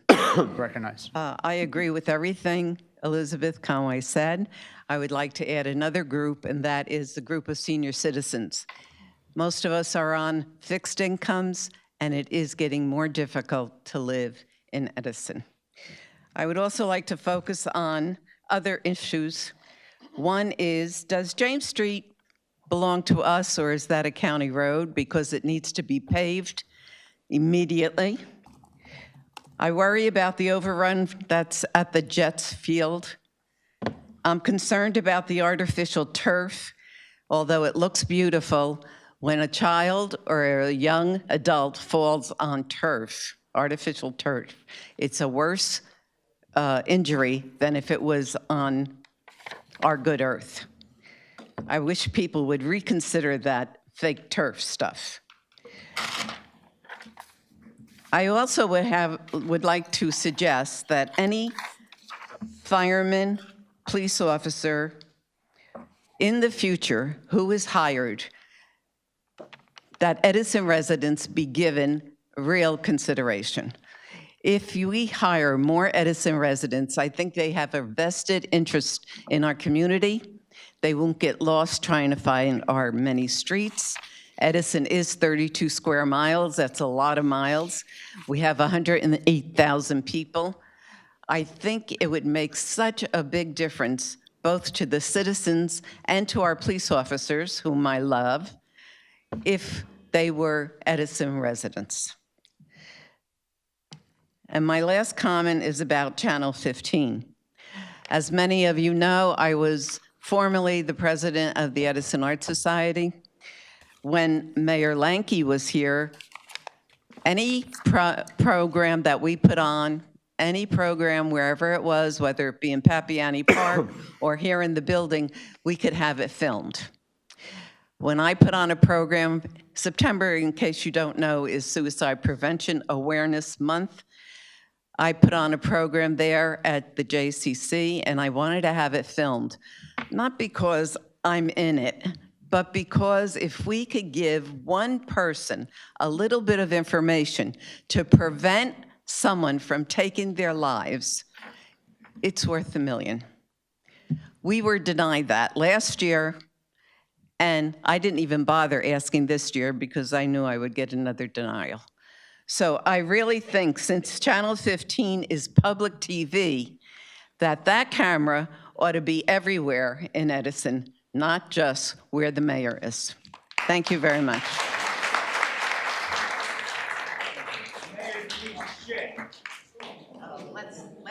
Sir, come on. Just to comment on a couple of the items that were brought up. Senior citizens on fixed income, if we can have a link on the website that just makes a pronounce of how to go apply for a senior freeze, I think that would be helpful. Channel 15, just for general knowledge, on Comcast, I believe it's been updated, and I think it's channel 1300. The township has no control over that allocation of TV number, like where the channel actually is. James Street, I believe it is township property, but I will confirm with the administration on that one. And then fire personnel, you mentioned about Edison residents. I believe our hiring process puts priority in regards to those that have volunteered for the fire department, and many of those volunteers are Edison-based. So I think by that natural process, it kind of assists with that, but I understand what the comment was. Thank you. Yes.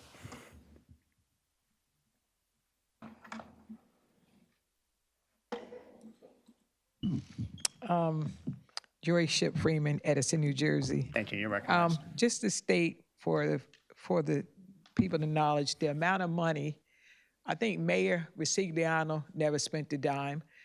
Mayor Lanke was an accountant, so he did not leave a debt to Mayor Josie. He did not leave that debt to him.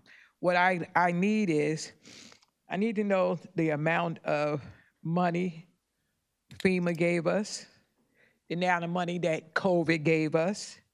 I need to know the true amount of the bonds that we have put ourselves in debt for.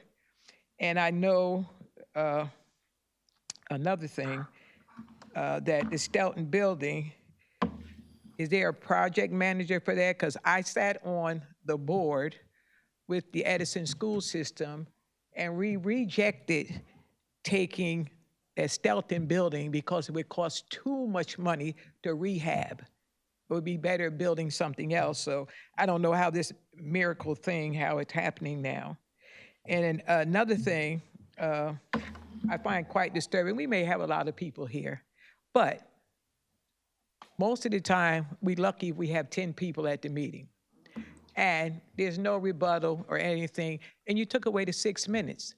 I go to the Board of Ed meeting, you get 6 minutes and you get a rebuttal, and the people sit there, you know, and they talk hours through the night, and they sit there, and they're very, very respectful.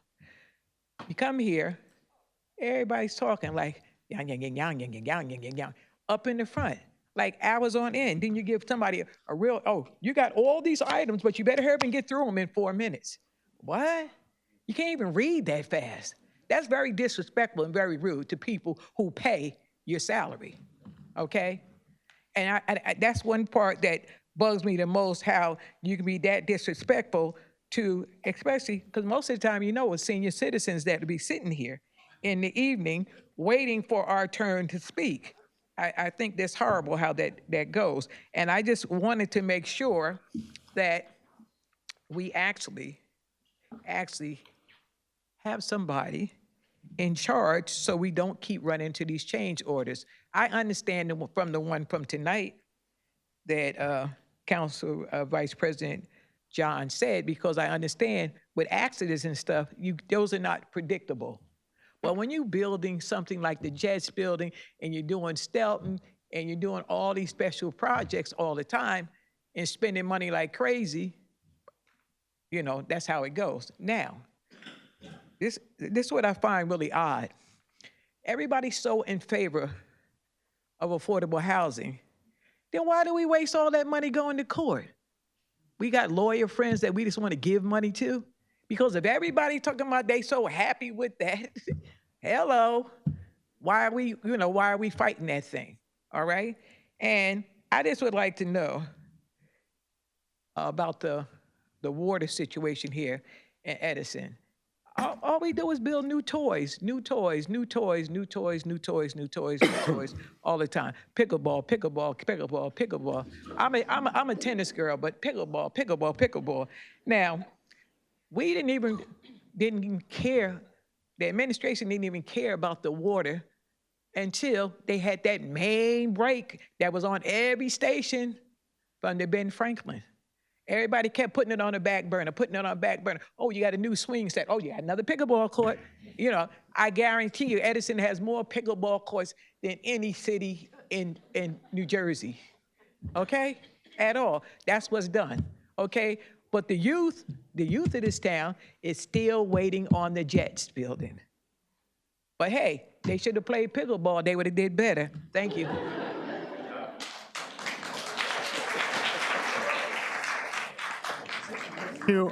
Just to answer one of the questions, is there a specified project manager for the Stelton Community Center project? Council Vice President, yes, Colliers. Colliers, thank you. I don't have an answer to the FEMA and COVID numbers off the top of my head. I'll try to get those for you. And the water situation, that could go on for a very long time, so I'll move on if that's okay. Thank you. We don't have rebuttal. Oh, sorry. Yes, ma'am. That was on the resolution. Sorry.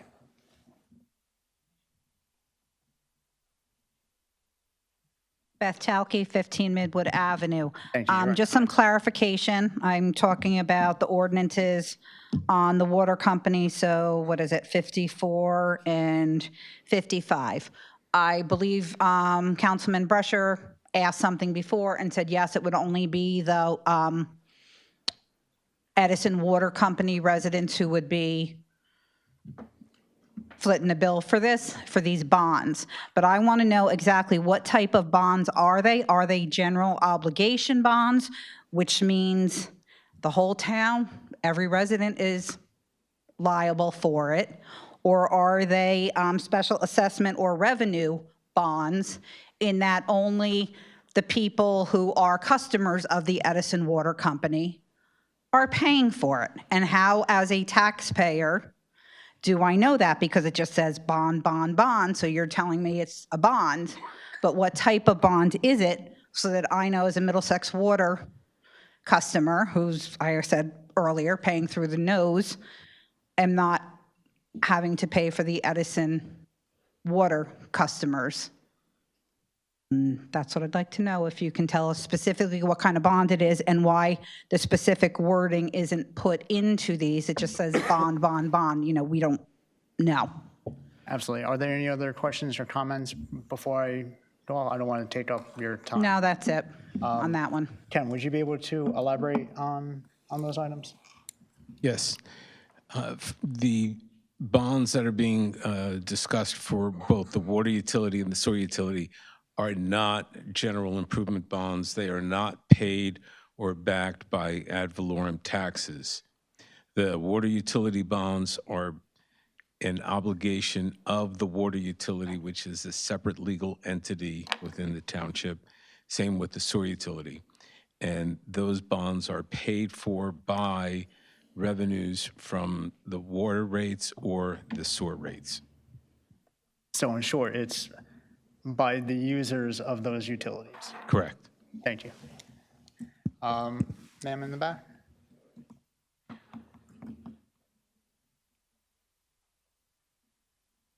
Oh, I'm sorry. I was sorry. Council Vice President, if I could just add, and Absolutely. The resident asked about how is that displayed, and that would be displayed in the budget. It's a line item in the budget, so any capital improvement authorization, we're required to put it in the budget, and it's reflective there in a line item. And additionally, I think what gets confused is that we have the overview description in the agenda, but as part of the backup with the agenda, there's the actual written language, and a lot of times it has that additional information there. But that wouldn't be in your 5-pager that you see. I apologize. Thank you. Thank you. Well, I am here tonight to. Before you start, if you can pause, I asked name and address. You're not required to, but I do ask. Sure. My name is Javier Robles. I am a proud Edison, well, I was a proud Edison resident until recently, for 29 years. You're recognized. Thank you. And I am also the president of the New Jersey Latino Action Network, which is one of the largest organizations in New Jersey on Latino issues, one of them being immigration. So I'm here today to really speak out against what's been happening in Edison, from what we've read. And it's not the first time that we've had issues with the mayor, Sam Yoshi, in regards to immigration. We're not sure if he's been assisting ICE or just not telling people that there's going to be raids in the township of Edison. Unlike the initial promise by our current president that he was going to go after gang members, that he was going to go after people who are committing violent crimes, what's happening in Edison and throughout the U.S. is that this administration and ICE is going after hardworking people, many of them who work here in Edison, many of them who work in your warehouses and who pay taxes here, many of them who have been hard workers, who've been supporting their families here in New Jersey and Edison for a long time. And, I applaud Councilman Patel for standing up and really saying what he believes. And I think anyone else who doesn't, stand up is complicit with the mayor in what's going on in Edison and should be called out.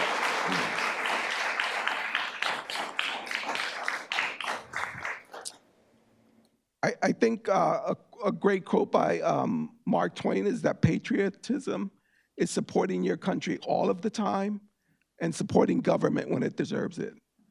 And I think that quote really signifies what's going on in Edison and a lot of other municipalities in New Jersey and nationally. I am really worried as a president of an organization that works on these issues, pretty often with the Democratic Party, that the party itself sometimes is complicit or doesn't speak up about these issues, and that's a problem. Either we support our country all of the time and support policies that affect our people, the right way some of the times, or we don't. And I think it's scary what's happening. And I hope that this council does take a stand, and I hope that they actually put something in writing, and I hope that you pressure the mayor of this town to let people know, hey, there's going to be an ICE raid, and you, who have been supporting your family, your kids, and everyone else for this time, you probably shouldn't go to work that day. What harm can come of that? So I think it's time. So thank you. Thank you for your comment.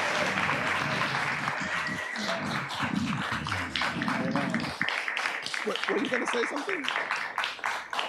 You still have 48 seconds if you would like to. I'm sorry, Jen? You do have 48 seconds if you want to. I don't know if there was anything else you'd like to speak on. No, I think that's fine. Thank you. Thank you for your comment.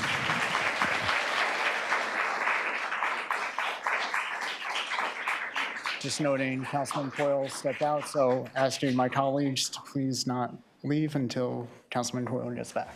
Thank you. Gentleman in the back, yes. Yeah. John, yeah. I don't know everyone's name. I try not to. It's all right. I don't mind. Thanks, Yeah. John. All right. My name is John Shu, 219 West Shirley Avenue, Edison, New Jersey. Thank you. You're recognized. So I want to talk about the perception that our country is moving more to a conservative position because of last November's election.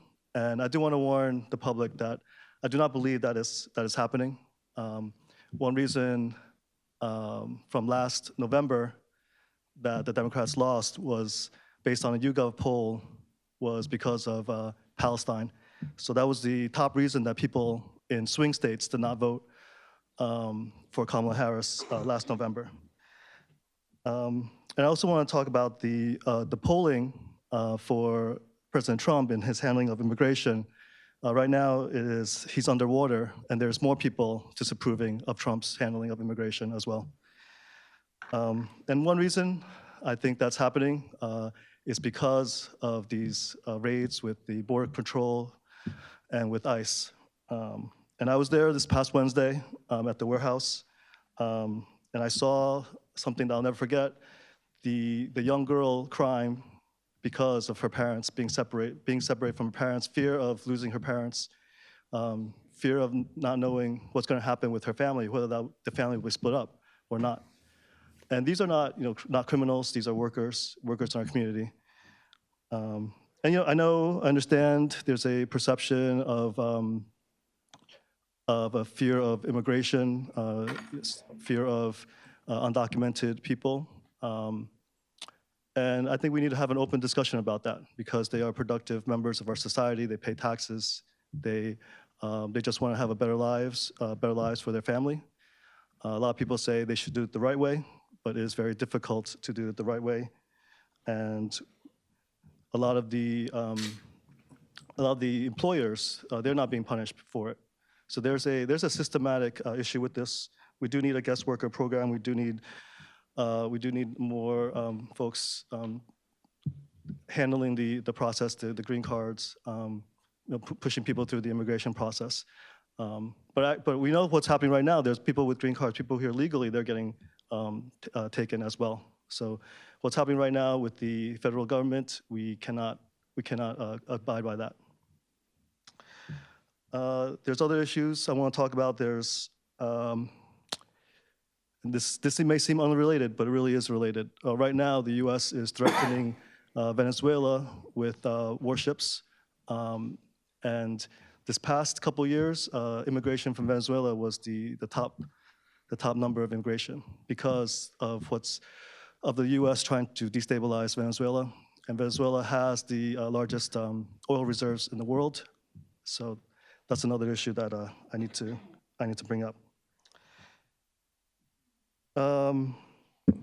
Last thing, there's a state bill. It's called the Immigrant Trust Act.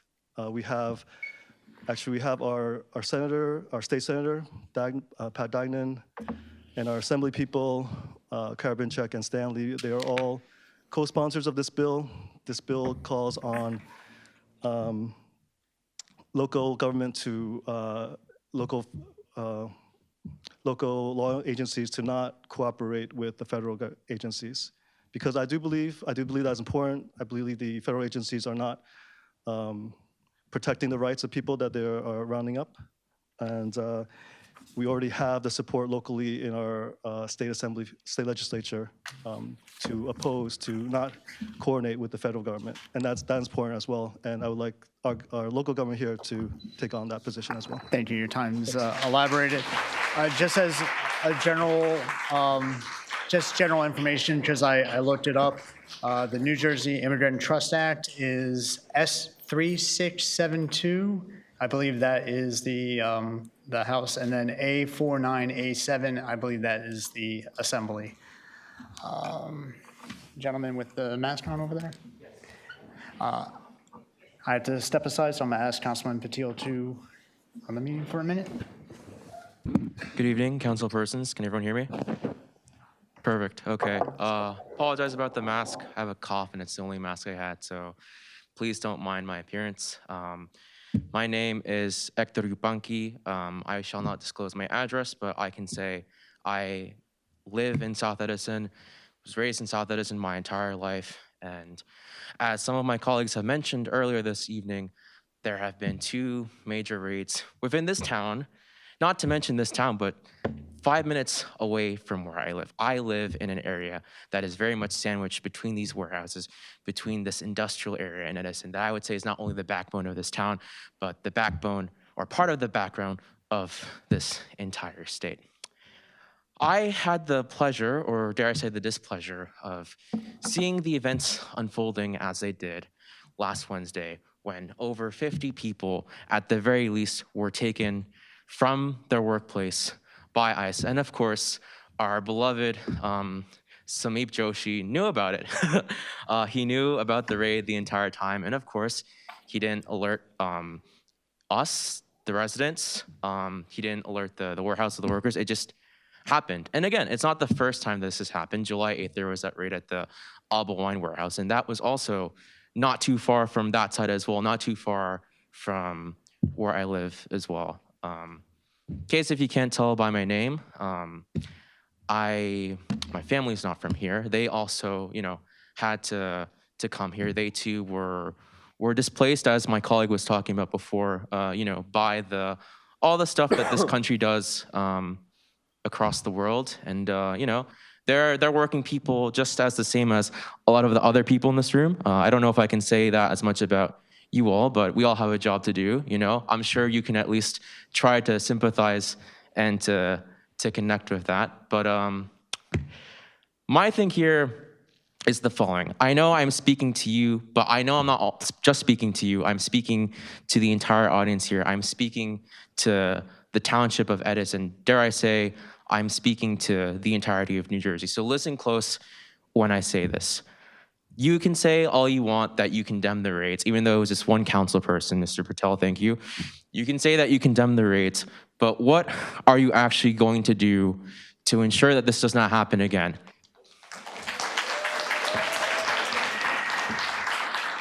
Can you give us a tangible action item?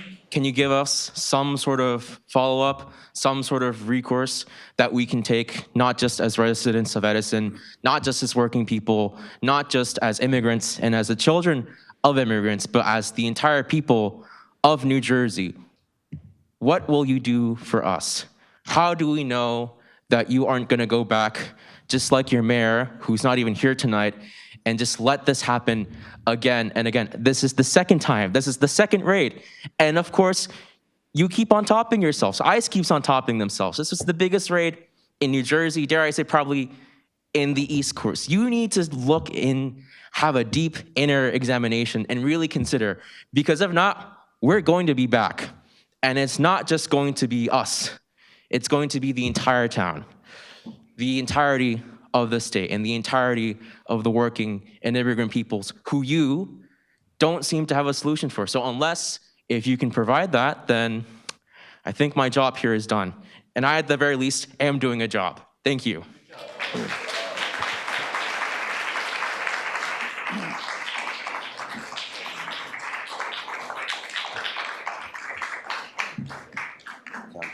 Councilman? So as I was the only one to condemn it, I think what I can say is that our hands as a council people is limited. Beside, just like you, we have our voice, we can speak to it, we can motion to support the Immigration Trust Act, which I would like to do before the end of the day.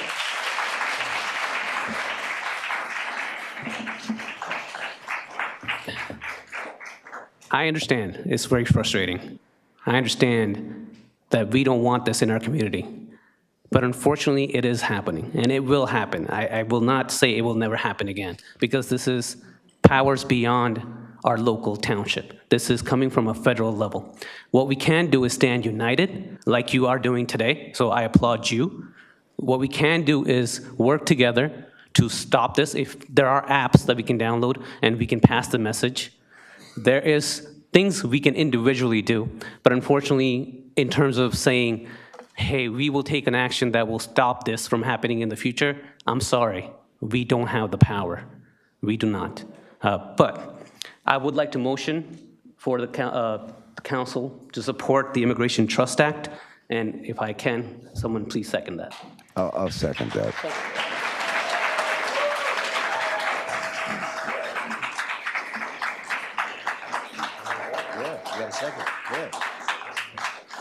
I would like to open it to any councilor comments. Yes, Just yes. general thing. Just, right, in general, I do understand why everyone's here. I know that it probably looks like I've been here for 400 years in my family, but that's not true. I think our assemblyman, I think he's a first generation here.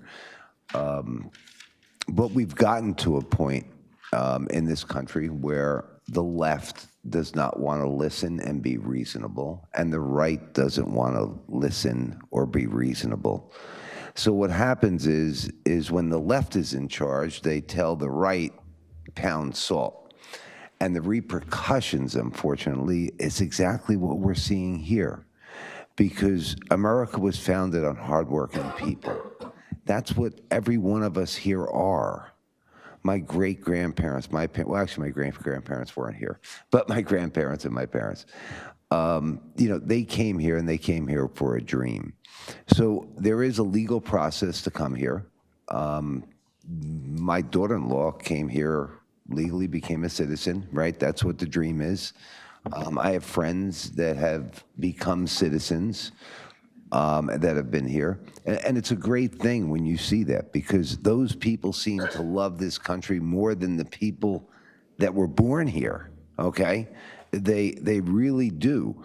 But I hear what you're saying. I don't agree with arresting people that are hardworking people and they're trying to make a life for themselves. Do I believe that gangbangers and people bring fentanyl in this country? Yeah, you know what? Yeah. No, listen to me. I'm going to tell you. That's what this is about, though. You see, now, like I said, Order. The councilman has the floor. You're going to have please. to listen to me, and then you're going to be able to get up to speak. The other people are going to be able to get up to speak. When you say that this is not what it's about, this is the right side, right? The right side now is doing this because the left side didn't listen before about those other things. So they're doing it under this premise. That's what they're saying. Are they doing that? No. They went into a warehouse where people were working and they arrested them. Okay? So yes, you're right. You're 100% right. They're not doing it. This is a showboat thing because he's playing on emotions. Okay? The emotions of the same people that elected him and put him there. So do we agree that they should go into warehouses or come into Edison? No. And guess what authority we have? Nobody in this room, I'll bet you there's nobody here today that knows what a council does or what a mayor does. A council. Our only job is we're a legislative body. We can pass laws and we can approve funding. That's what we get to do. We don't get to control the federal government. I can't have the police officers do anything. I can't direct them to do a thing. They're the police officers. They're in the town. I'm a councilman. That's strictly the mayor of the township, okay? But even at our township level, I don't know, when people came up and they said our mayor knew, I don't know that our mayor knew. I didn't know. I found out by the news is how I found out. So I'm an elected official in the town, and I found out by the news. So many of you might have known about it before I even knew. The federal government, I don't believe, communicates with our mayor or our police department. And that could be that our mayor is a Democrat, right? And Donald Trump is a Republican. So it could be that left-right thing where they don't talk to each other, right? And that's a communication problem where I go back and I say that people have to talk to each other. If you don't talk to each other, we're just going to have to wait 3.5 more years until we can get a different president. I mean, that's the fact of the matter. We can pass this legislation, this thing here. I have no problem with doing it. John Shue came up, I believe, with Charlie at one time about power plants, right? We condemned the power plant, but we had no authority whether that power plant was open or not. So while we did it, it was a superficial gesture. It was just a gesture of solidarity is what it is. And that's what we're kind of looking at here. We don't have any authority over this, okay? Your local municipal government doesn't have it. And like I said, I don't believe that the federal government, Donald Trump, called up our mayor and said that they were going to go. And anybody here that lives in the town knows that I am not the biggest advocate for our mayor, right? So it's not like I'm covering for him, okay? But I don't believe that he knew. I really don't. I'm just about what's really true and what's happening there. So yes, I'm against them coming in and arresting people. I don't know those people did anything wrong. I don't even know that they were immigrants that they arrested. They just took people out of a warehouse. Nobody showed anybody any ID or anything. So that's all that I'm going to say about that. I'm going to let the public speak for the rest of the time. I'm not going to comment on what more you're going to say, but if Nish would like to put that up, I'm 100% for that. Thank you. Thank you, Councilman Brescher. Any other comments? For myself, look, in regards to the raids, like, notice, we just need to do what's right for the people around us and for our community, right? As Councilman Brescher said, we need to communicate. So first and foremost, it's communication.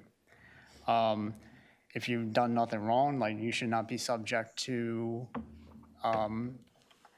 harsh actions against you.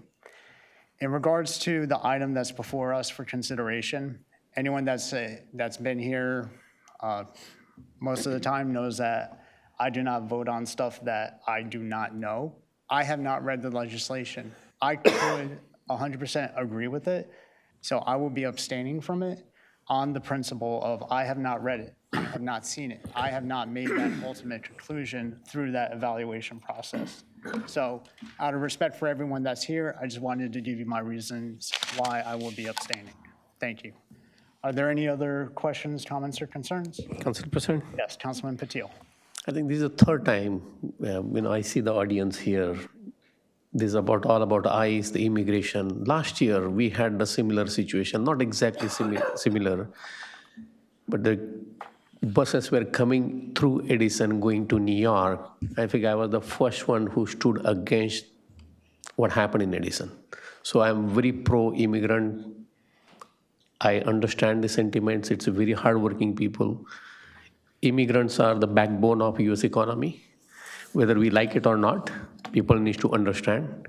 Whoever is going behind those hardworking families, I don't think they understand the very first fundamental of humanity. They're missing that. Beyond anything else. So we are all humans. We should be treated with respect and dignity.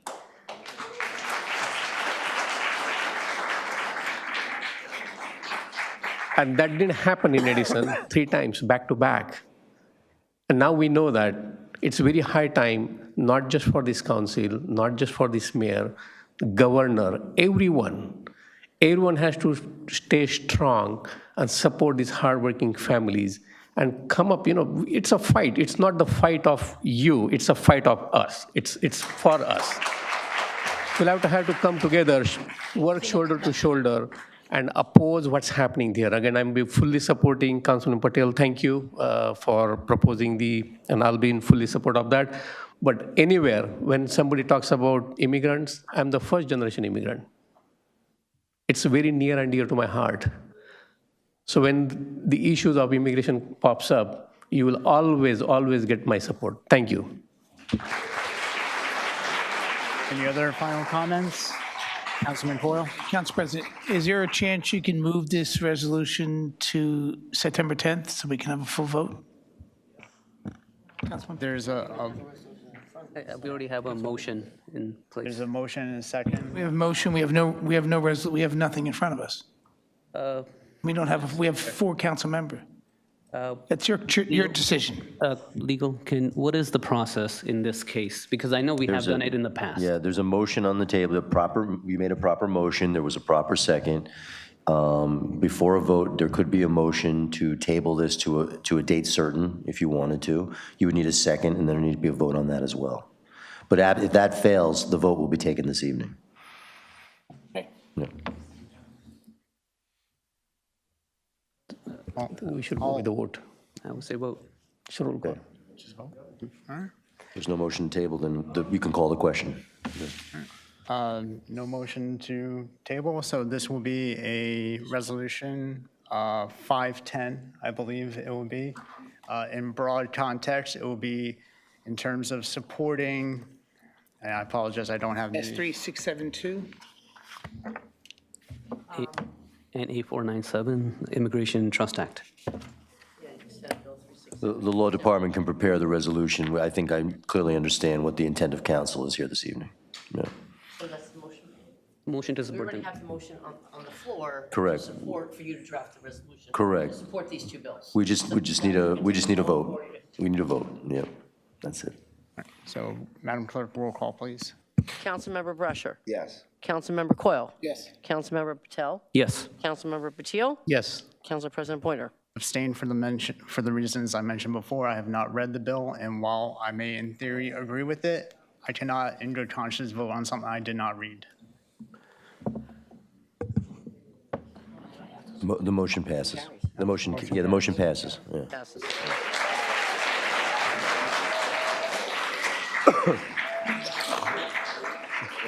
Thank you. The lady in the back? Sorry, the lady in the back, she's had her hand up for like a half hour. I feel bad. I'm going left and right.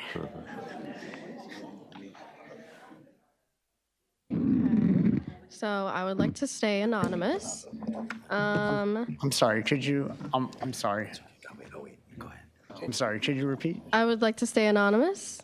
Thank you, you are recognized. Okay, so I'll keep it short, but the main thing I want to say is we had 2 council members clearly state their stance on the raids that happened. So after this, I would like to give each council member a chance to clearly state what their statement is on these raids, and stand by it or stand in silence so that we know what exactly your opinion is on what happened. Regarding what Richard said, the mayor actually did know that they were coming. He said himself that they did know. So what you said was just wrong. He knew that they were coming and he didn't do anything about it. And what they did was they put bracelets on each person to brand if they were documented or not. And when you start branding people with physical symbolism, you are reaching toward, we already are in a very tyrannical, I don't even know if that's a word, but we are reaching towards tyranny when you brand people and label them publicly by what they are based off of their documentation. And so that is one thing that I really want to mention, that it is important. You say that you don't have authority, but speaking out publicly with your words is very important. When you say nothing, that means you are complicit. And I understand, as you said, you have a history of immigration in your family. You're still white. And so you are protected from a lot of things that are going to happen to our community, because the people that are being targeted are Black, brown, and indigenous people, not white people. And so it's important for you to recognize that while you have that history, you still have an obligation to stand up for brown people, especially in Edison when it's a very highly concentrated immigrant community, that you have to use your privilege, that you recognize that you come from an immigrant background, but you are not going to be the one that is going to suffer from all of these things that are happening.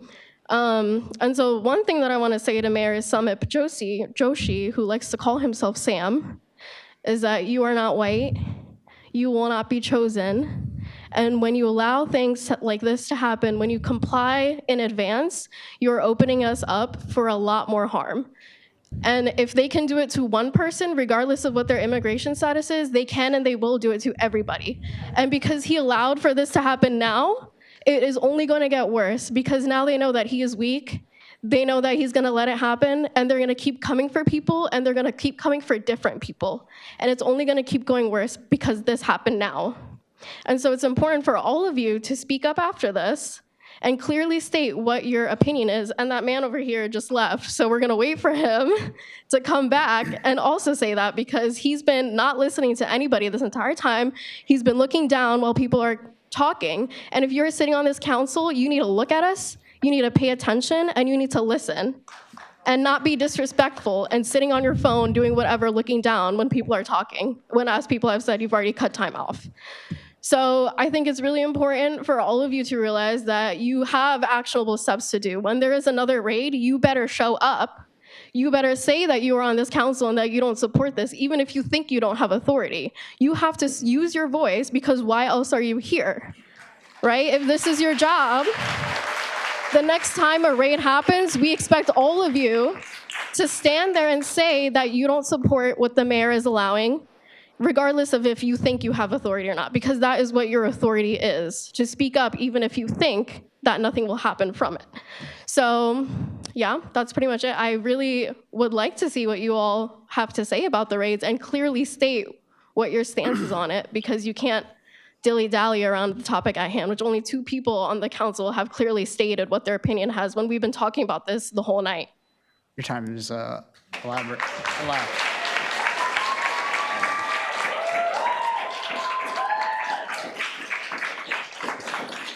Councilman. Council President. Just a point of clarification for anyone that may not be aware. The gentleman that is sitting next to me is the representing attorney for the township. So he is not a council member, in case you thought by chance that was the case. I will open it up to Council Councilman President. Brusher. Right. I mean, I guess the audience doesn't listen, or the last speaker just didn't listen. I clearly, right, you might be unhappy, but I clearly said that I don't support them going into a warehouse to arrest people, okay? You can go back and watch the tape again, right? You're going to hear that I said it, I think, twice. And when we talk about white privilege, I love when I hear that, because I'll be honest with you. What happens is, that's a bigoted statement that you just made. And I'll tell you where it goes, because we are gonna talk about some history. Do we have any teachers in the room?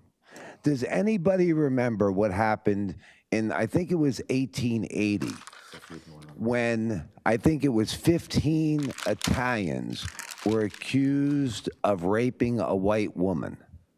Because when that happened, they hung those Italians. The president, in the future, decided to make Columbus Day. So while you might look at me as being white, right, at a time, my relatives were not considered white in this country. So I'd like you to Google back to the 1880s when Italians weren't considered white in this country. Every immigrant goes through the same thing. We all went through it. Our relatives went through it.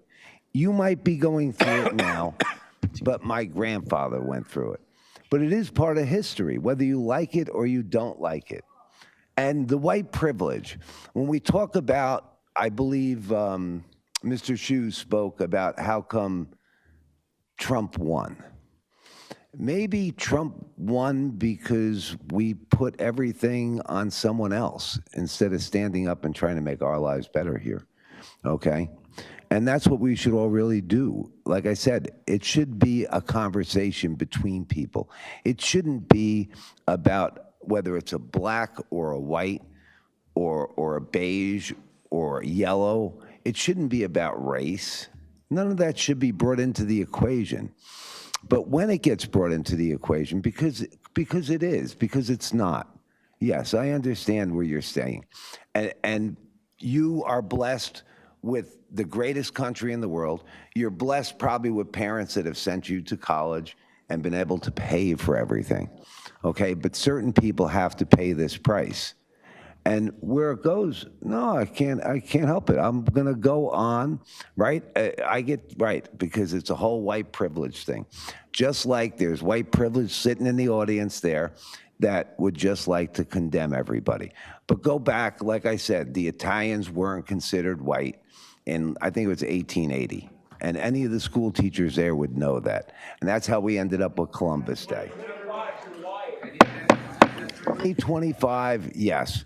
And I'll tell you what, please have decorum. In 2045, right, everybody that's here in this room that considers themselves not white, right, will end up being considered white by the next generation that comes here. The Italians did it. The Italians did it. It's a fact. Point of order. Point of order. So I need to make sure that there's decorum in the. Yes. Councilman Brusher. There you go. Everyone, I understand this is sensitive is not the right word I want to use. It is a a very passionate, thank you, topic. However, disruptions back and forth, even on our side, does not further any conversation. So while you may not appreciate any comments that are made, I just ask for the courtesy to hear out, and then we can move forward. Thank you. Right. It just comes that when I hear this about the white privilege, I grew up in a generation. My generation, I couldn't become a police officer in Edison Township because we had quotas at that time. Okay, so I couldn't have certain positions because of things that some white people did when my parents and my grandparents weren't even part of this country. They weren't even here. They came from no country where there was slavery. But we don't want to do that. What we want to do, right, is we want to condemn me, the young lady, because I happen to be white. It wasn't my choice to be born this way. Okay, I was born how I was born.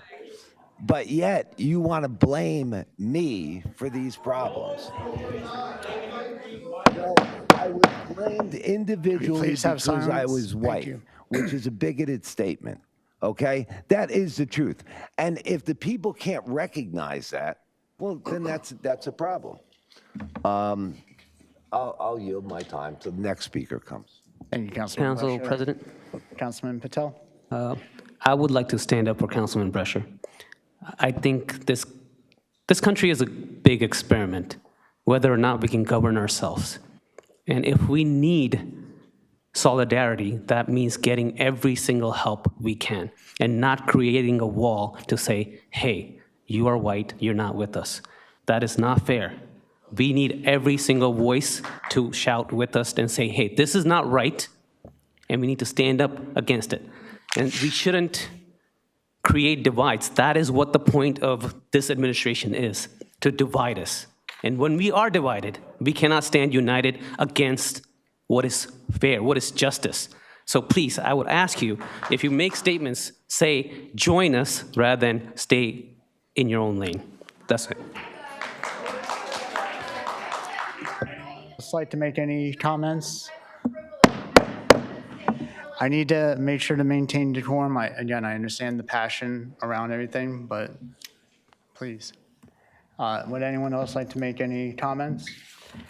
For myself, I said it before, I disavow the raids that happened. If there's anything that we can do in terms of communicating out to ensure that our community feels safe, feels welcome, that you have the information available so that you have a good quality of life, I will do what I can to try to provide for that. I'm not going to get into the white privilege thing because I acknowledge I've had white privilege. Like, I acknowledge that. But regardless, I disavow the raids that happened. I hope that we can have communication, better communication going forward so that we ensure that we have a safe community.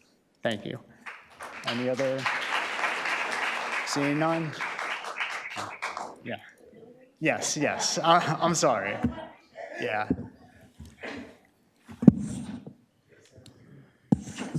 Good evening, council members, neighbors, and community members. My name is Stephanie. I'm a social worker here in New Jersey, and I'm the daughter of an immigrant family. I'm sorry, ma'am. Can you just? So sorry. Can you guys hear me? Yes, if you can just raise it up. I'm sorry. Okay, no, all good. Thank you. You're recognized. Good evening, council members, neighbors, and community members. My name is Stephanie. I am a social worker here in New Jersey and the daughter of an immigrant family. What happened at Edison is not an immigration issue, it's a human rights crisis. Just days ago, ICE raided a warehouse here. 50+ workers were detained. Some were injured, families were torn apart, children were left without parents. And our local leadership stayed silent. Silence in the face of injustice is not neutrality, it is complicity. And the facts are clear. Due process is a constitutional right for everyone on US soil. Entering without papers is a civil violation, not a crime. ICE has a record of overreach, even detaining people with legal status. Raids like this traumatize entire communities. And now the military force is being deployed into our cities, tanks, troops, intimidation, a crisis being invented where none exists. A real crisis is in Washington, where a convicted felon abuses power and undermines undermines democracy. This is not law and order, it is tyranny.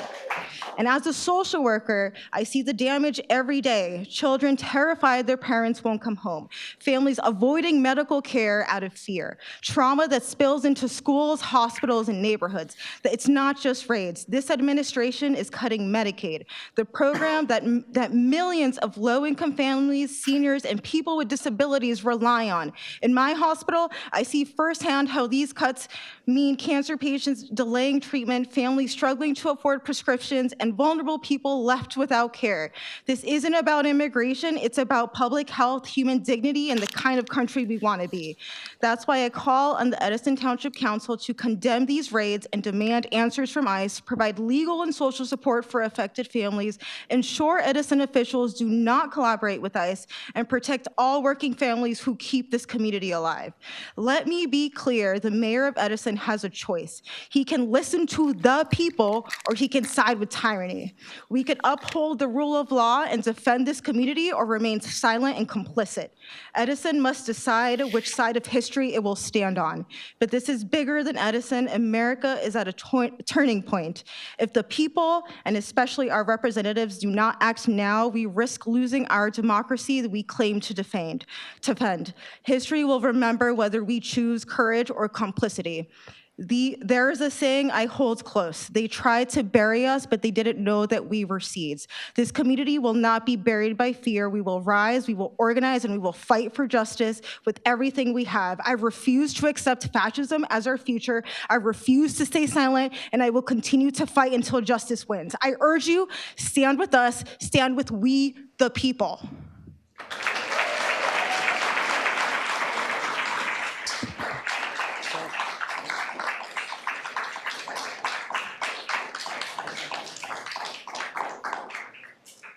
Thank you, Council. Reverend Seth Copperdale at the Reformed Church of Highland Park. Thank you, you're recognized. A lot of congregants living in Edison, and we lease and sublease lots of apartments in Edison to refugees and immigrants, and have a ton of people working in the warehouses here.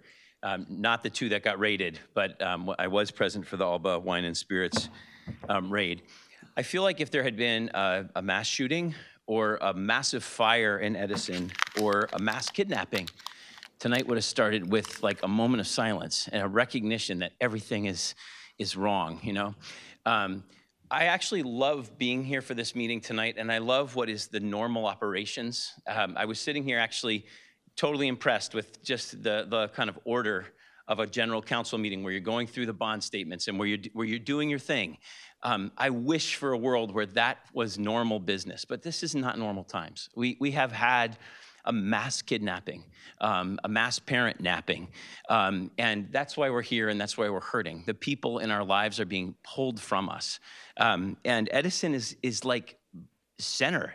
This is kind of like, you know, the epicenter. It's one of the most diverse places in this whole country, in one of the 6 states with the most immigrants who have arrived in the last 5 years, which seems to be a big focus of the president's attacks.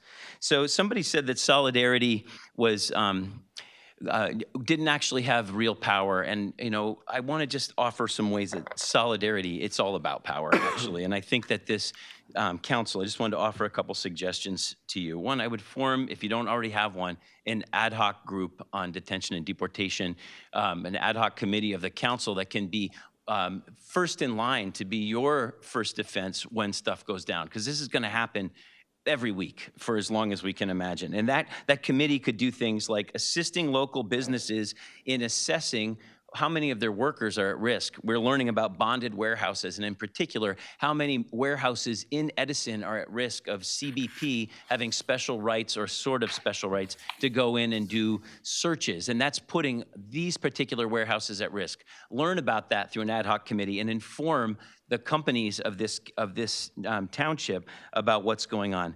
Second, raising funds. We here in the nonprofit sector have raised tens and tens of thousands just to help the first 50 families in these 2 warehouse raids that have reached out and said they're desperate for help with legal fees and with rent because the breadwinners are gone.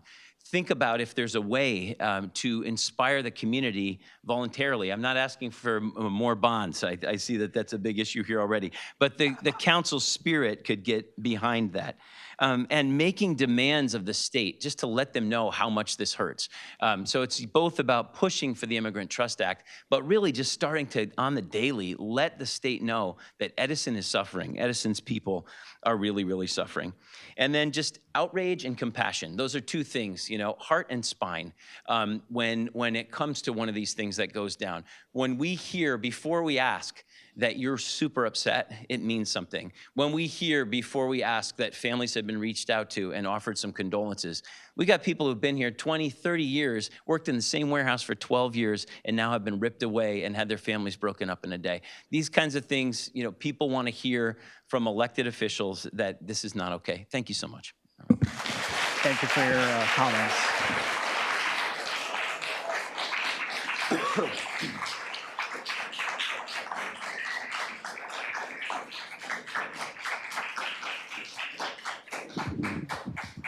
Hello. Hi, my name is Jacob Daniels. Lived in Edison since I was 6 years old. Thank you. You're recognized. First off, I just want to say congratulations to the men on the end. In 20 years, you get to be white, according to Brescher. So I'm sure you get all the privileges along with that. On Thursday, ICE entered the Smart Logistics warehouse and kidnapped 29 of our neighbors at their jobs. They did this without a warrant, without identifying themselves, without legal precedent, and they did this with the full endorsement and permission of Edison's first Indian American mayor, Sam Joshi. He did know, he did say nothing, and we see him now. His family immigrated here for a better life like many immigrants before them, and I'm calling out the mayor, well, I would have if he were here, calling him out and highlighting his family, because ICE, there's no guarantee that ICE wouldn't have accosted him and his family too. His family is not unique to the American promise, that anyone who works hard will find an opportunity here. I don't know if he agrees with these kidnappings. I have to believe he did if he said nothing and he saw it was coming and was okay with it. Maybe he doesn't care that a secret police force is rounding up immigrants and citizens suspected of being undocumented and throwing them into camps without due process. But I care, and everyone here does. I'm a proud Jewish American, and I've been taught my entire life to fight fascism and to fight the Nazis. When we said never again, we meant for everyone.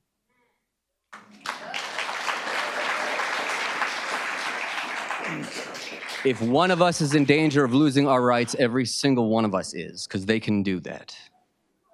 Recent reports indicate that approximately 45% of Edison residents are immigrants. That's nearly half the population of Edison, and many of them are undocumented. Some 10% are Hispanic. And his silence lets me know that he is content to feed any one of them to the ICE, to the terrorist organization known as ICE. Mr. Pointer, you said that if they didn't commit a crime, they shouldn't be treated harshly. The Constitution protects individuals from harsh and inhumane treatment, regardless of even if they've been accused of committing a crime.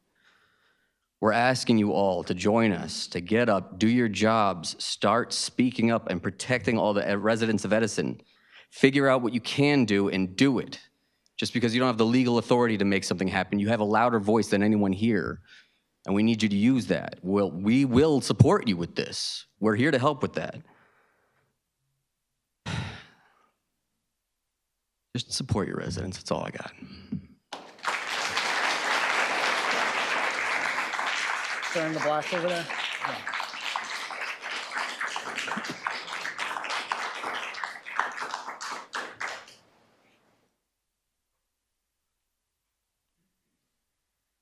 Hello, can you hear me? I come from Newark. My name is Derek Galley Martinez. Thank you. You're recognized. Thank you. A little background. I am certified on human rights and diplomacy by the Institute of Diplomacy and Human Rights in Washington, D.C. I worked as a president of UN USA, which is an organization that works directly with the United Nations. And I have led several organizations in the States.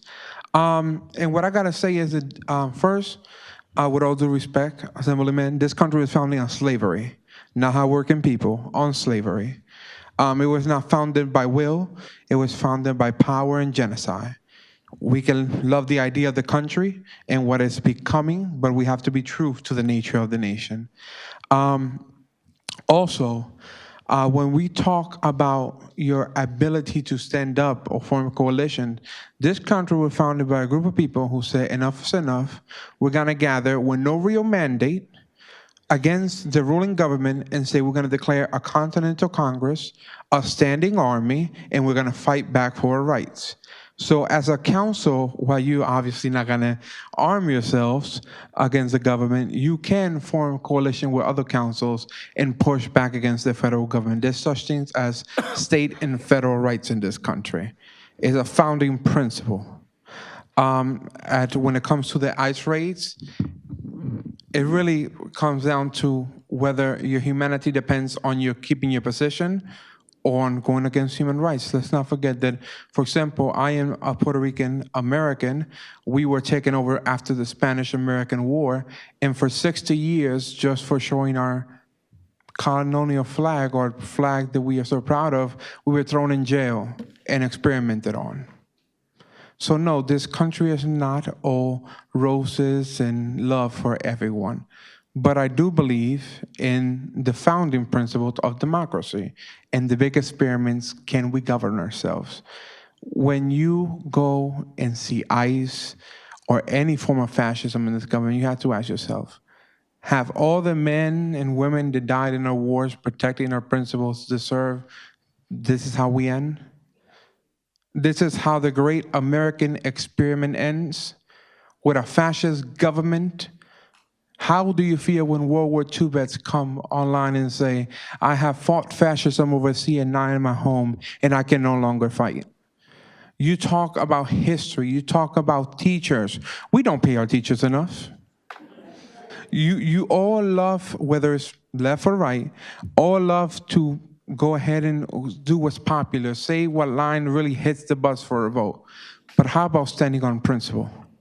How about going out here and sitting outside those warehouses, and when ICE comes, you say, as the elected official of these towns, we will not let you enter. So I ask you one more time, as so many of your residents have, what will you do? Will you put a simple resolution and sit at your desk? Whether you agree with how the government currently carries out the policy. And let's not forget that President Donald J. Trump cited the Alien Enemies Act, which was an act enacted during a time of war. Has Congress declared a state of war? Because last time I checked, a full session of Congress was not called. The Congress did not take a vote on declaring this country in a state of war. And if we are not going to abide by our founding principles, then America's already dead. Thank you very much for your time. Thanks.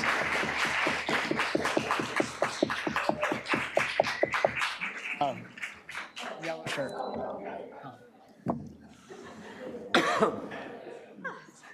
My arm is killing me. Okay. Hello, everybody. My name's Amanda Dominguez, and I'm a resident of New Brunswick, New Jersey. Thank you, you're recognized. Hi. So my name is Amanda, and I am a member of the organization New Labor. New Labor is a workers' rights organization. It's a nonprofit in New Jersey that educates workers about their rights and supports workers for better working conditions across the state. And so you might want to know why maybe a resident of New Brunswick is here today. It's because through the Dyer network that we're a part of, we receive calls that our residents in New Brunswick were working at this Edison warehouse with the other workers when ICE came and began to cause their violent raid. I was there for the Alba Wine warehouse raid, and I was there for the one that happened last Wednesday. They are getting more and more violent.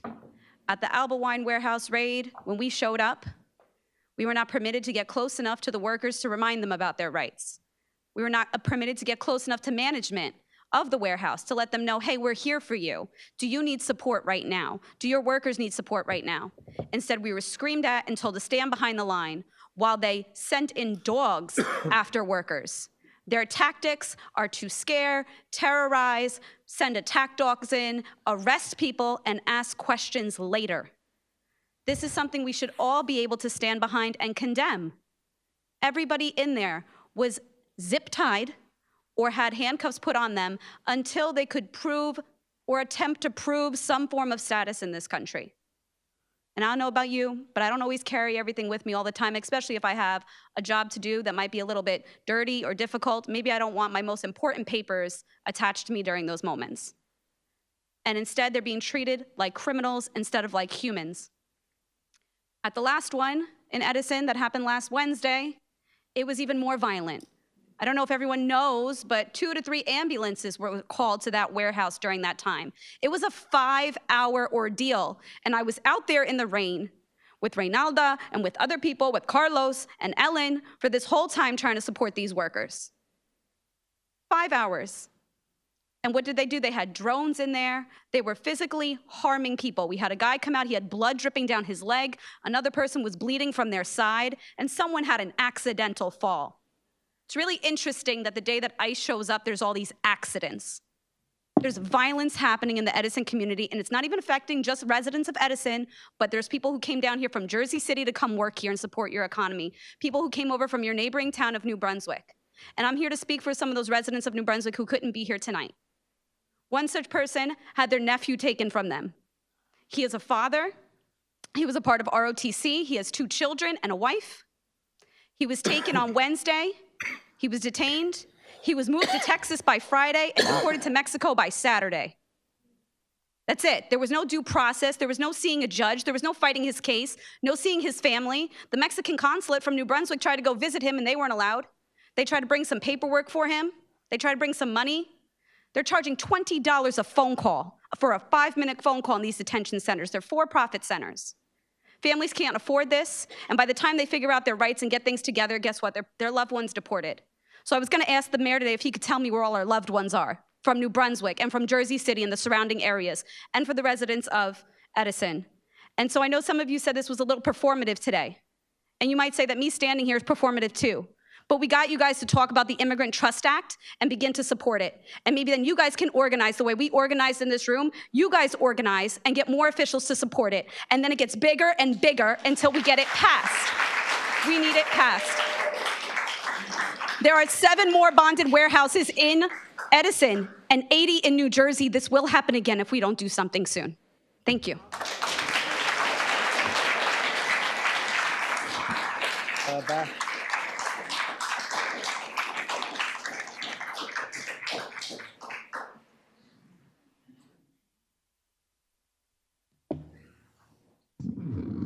Good evening, council members. My name is Anna Rose Gable, and I live on Crowles Road and on the edge of Highland Park. Thank you. You're recognized. The apartment complex adjacent to mine is in Edison. Like many of us, I'm here tonight to speak out against the 2 major Edison warehouse raids that ripped irreparable holes in our community this past month, as Amanda described so well. I'm concerned about the situation for several reasons. First, as a community member and neighbor. Second, as a teacher of young people. Third, as an aspiring homeowner. And finally, as a person of faith. As a community member, I am horrified that the Edison mayor's office, in spite of being informed about these raids ahead of time, declined to contact affected businesses, workers, and advocacy groups.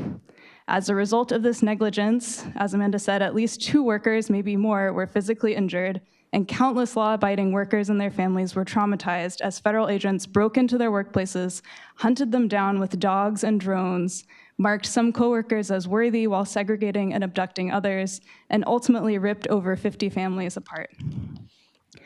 As a volunteer hotline operator with Dyer, I have taken numerous calls from heartbroken family members trying desperately to locate their loved ones and make impossible decisions regarding the future of their lives together. Council, we need to see your outrage for these families. As an educator of English language learners, I'm intimately familiar with the limited options and desperate hopes of families living in our country without authorization. These families are not criminals, nor are they avoiding accountability. Rather, our country has not passed meaningful, comprehensive immigration reform since before I was born. Yet, We are clearly desperate for exploitable labor. Our continual failure to create pathways to authorize families to live and work here has created a system where their labor is almost limitlessly exploitable. Most of the workers detained in these raids report to temp labor agencies each morning for work, ready to take on whatever job needs doing. We clearly value these workers' labor, yet our continual inaction reveals blatant disregard for their humanity. As an aspiring homeowner, the boundaries between New Brunswick, Highland Park, and Edison matter to me only to the extent that roadways pose limits on my ability to walk or bike between the three. Yet, knowing that Edison's town leadership has such little regard for people living and working here makes me pause to consider, is this really a welcoming community where I would want to start a family and pay taxes? As a person of faith, I'm keenly aware that actions such as these raids don't just impact undocumented workers and their families. Not only does their trauma trickle out to touch our lives in community with one another, but when we ignore their plight, we open the door to our own oppression. Already, the US president is using AI to challenge visa holders, making genuine attempts to end birthright citizenship and threaten the permanency of green card status, and using federal law enforcement to pursue his political foes. When we fail to protect our most vulnerable community members, we fail to protect ourselves. It is not too late for Edison to save face on these issues. Middlesex County is home to countless immigrant-run businesses generating wealth for our towns by attracting all kinds of customers. It is past time for Edison town leadership to issue a public statement condemning the actions of CBP and ICE agents, as has been done in other New Jersey towns where ICE raids have occurred. It is also high time Edison passed a resolution in support of the Immigrant Trust Act. Thank you. I also hope you will take into consideration the suggestions that Pastor Seth made. And finally, if Edison is notified of another raid in the future, we fully expect this council to notify its constituents or face consequences on Election Day. Thank you. Thank you for your comments.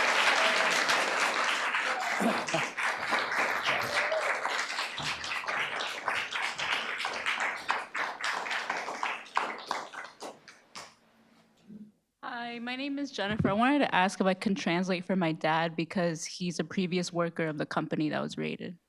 So is it okay if he says it in Spanish and I translate? I'm fairly certain that's permissible. You're allowed a translator. Can I just ask about the timing aspect? Because, like, 4 minutes, you know what I mean? Like, Can we wait till the council comes back and? can I just ask to pause for one to get the legal counsel? Can I have to? Where did he go? I think the restrooms. Oh. I apologize, but from just so that you're aware, like, in terms of running the meeting, I have to treat everyone the exact same. You know what I mean? So I don't mean any disrespect in that. I just want to make sure I follow the process I'm supposed to. So should someone go before? Yeah, if that's okay, just for, until he gets back, I can get clarification. And again, thank you for understanding. Could you make sure that I'm going back to an issue on here with the ordinance? I'm sorry, I do ask name and address. You Oh, don't I'm have to sorry, provide if you don't Catherine want. Ford, Purdue Road, Edison. I appreciate it. Thank you. You are recognized. Ordinance 2254 regarding the improvements to the water utility. I do not feel that you clarified specifically what type of bond. You just said pretty much like an obligation. I think she's asking on the water and sewer bonds, just for further clarification, Right. if You they didn't were. clarify what specific type of bond. You just kind of went around in circles. They are bonds issued by the Edison sewer utility or water utility. Right, They're but there's- obligations of those utilities. They are not obligations of the township of Edison backed by ad valorem taxes.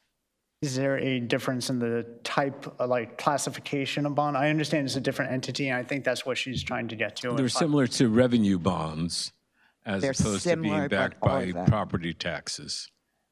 Okay. Does that provide the clarification you were asking? You're saying they're similar. Are they revenue bonds or are they general obligation bonds? They are obligations of the Edison sewer utility. They are backed by revenues of the sewer utility or the water utility. Okay, because it's my understanding that obligation bonds all the taxpayers in the town are responsible for, whereas we were told before that it would just be the residents that are affected by it, not the Middlesex Water Company residents.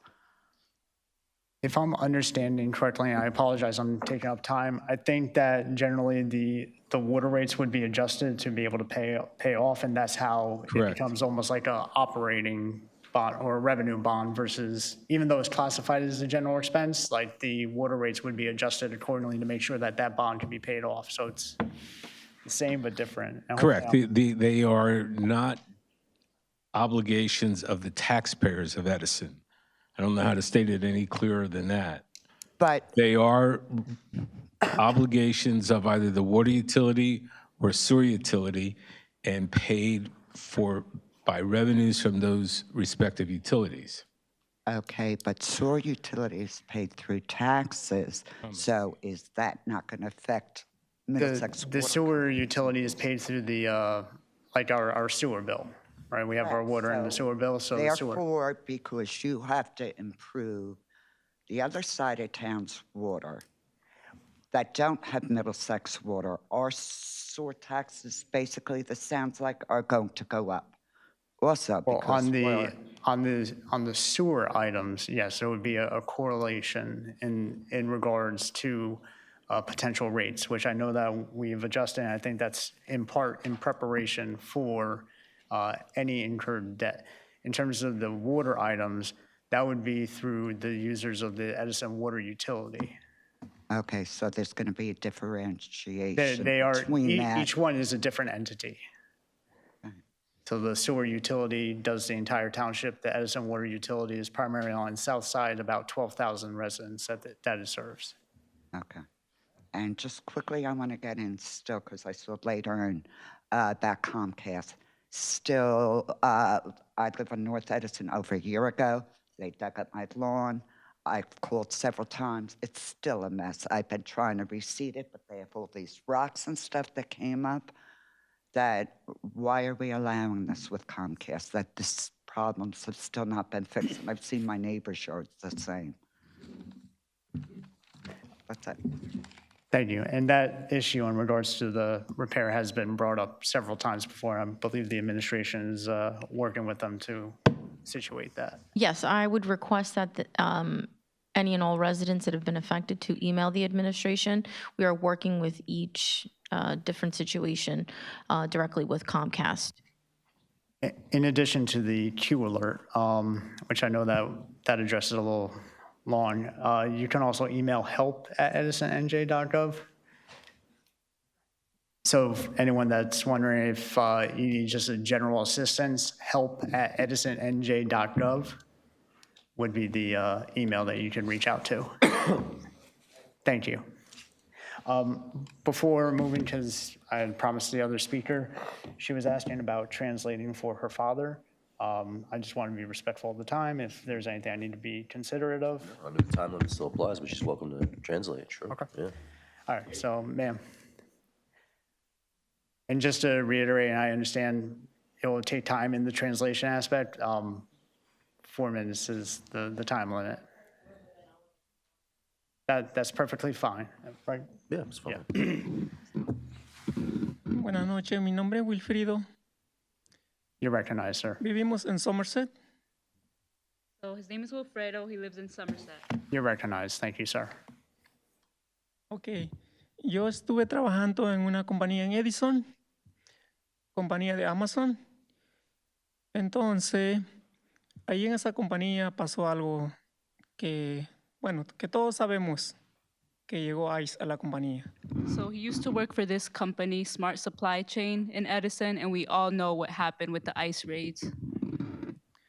Ok, cuando yo empecé a trabajar en el año 2022, la compañía era una compañía pequeña.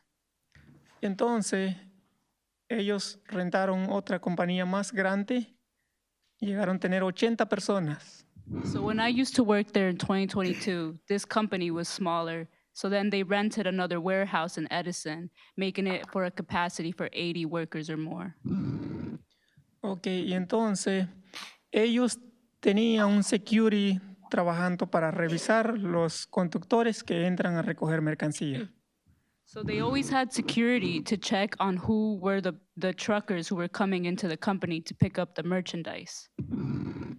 Y lo que pasó con el security, que ICE entró, empujó a la persona cayó, y él dice que está accidentado. So when he says, my father says that when the news reported that ICE basically barged in and pushed security aside, that's when they said that's an accident.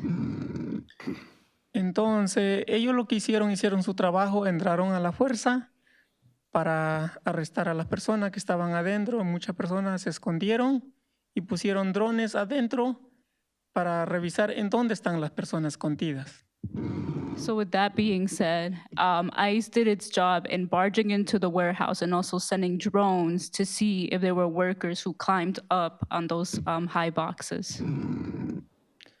Ok, entonces arrestaron 50 personas, fueron arrestados por todo y quedaron como 30 personas no arrestados. So 50 people were arrested. ¿Cuánto dijo papi otra vez? 50 y 30? 50 arrestados Okay. y 30 quedaron. Okay, so 50 were arrested and 30 stayed. Y lo que pasó, yo tengo un amigo que está arrestado y lo tiene ICE detenido. Él es apellido Martínez, solamente.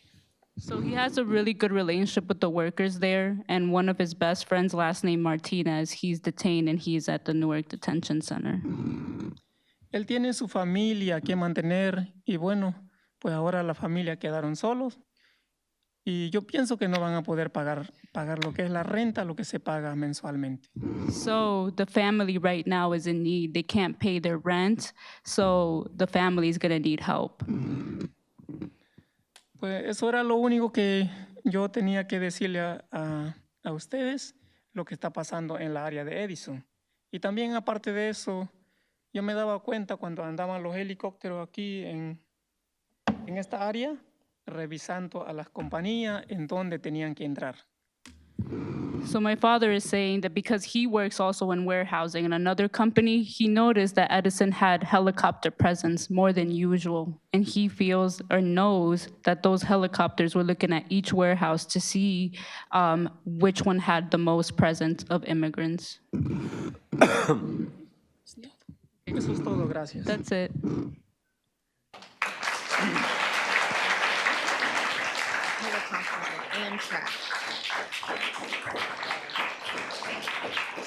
I want to say I do appreciate wholeheartedly you coming out and being a voice and making us aware more of a firsthand account of the situation. So thank you.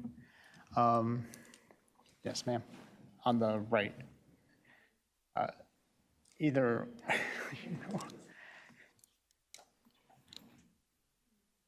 Hi, my name is Megan Shook. I'm a resident of Highland Park with long familial ties to Edison.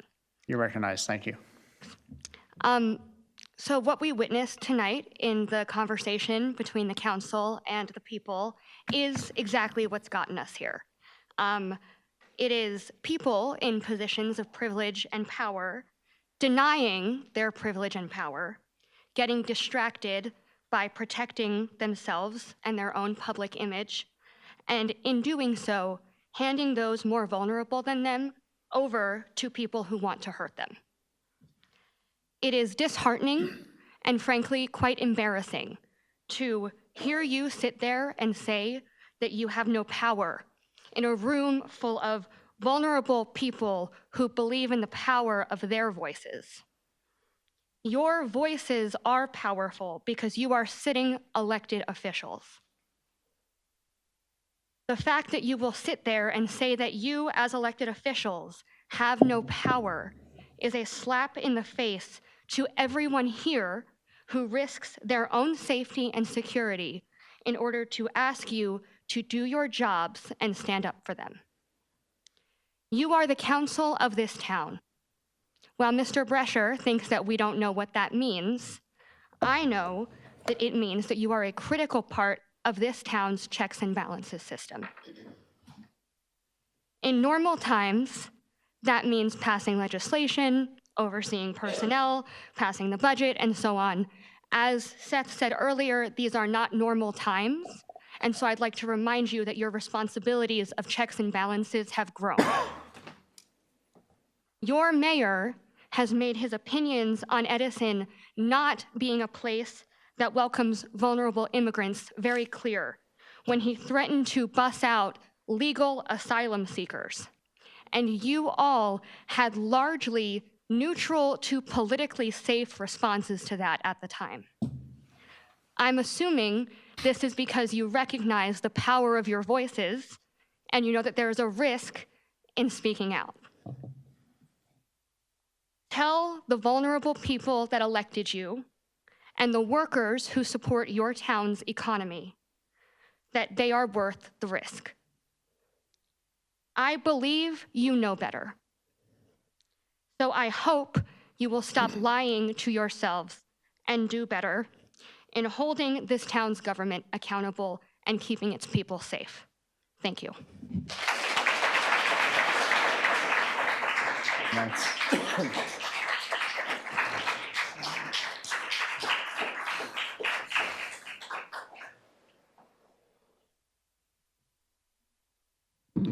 Good evening. My name is Paul Ambos. I live in Highland Park. One of my sons and his family live in Edison. Thank you. You're recognized. History has been mentioned before in this evening's discussions, and nobody here remembers what happened in 1888 because we weren't there. However, anyone whose grandparents got here before 1921 got here to this country before there were any quotas.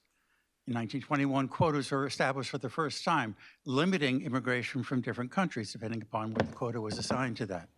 If you were beyond the quota for your country, you couldn't get here legally. So many people that are here now are because of this quota system, which the federal government has kept in going. Councilman Brescher had mentioned that he doesn't think the left listens to the right or the right listens to the left. However, last year there was a bipartisan immigration reformation bill that would have been passed, except for then candidate Donald Trump quashed it for what many people are saying are racist or demagogic reasons. And it still has been demonstrated that that's what his aims are continuing. Note that the ICE raids arrested the workers, did not arrest the people who hired them. We still have a 10th Amendment to the Constitution that powers not given to the federal government are reserved to the states. You are operating under the states of New Jersey, and you have powers to do things as that to protect your citizens and the workers who work here. Thank you. Thank you for your comments.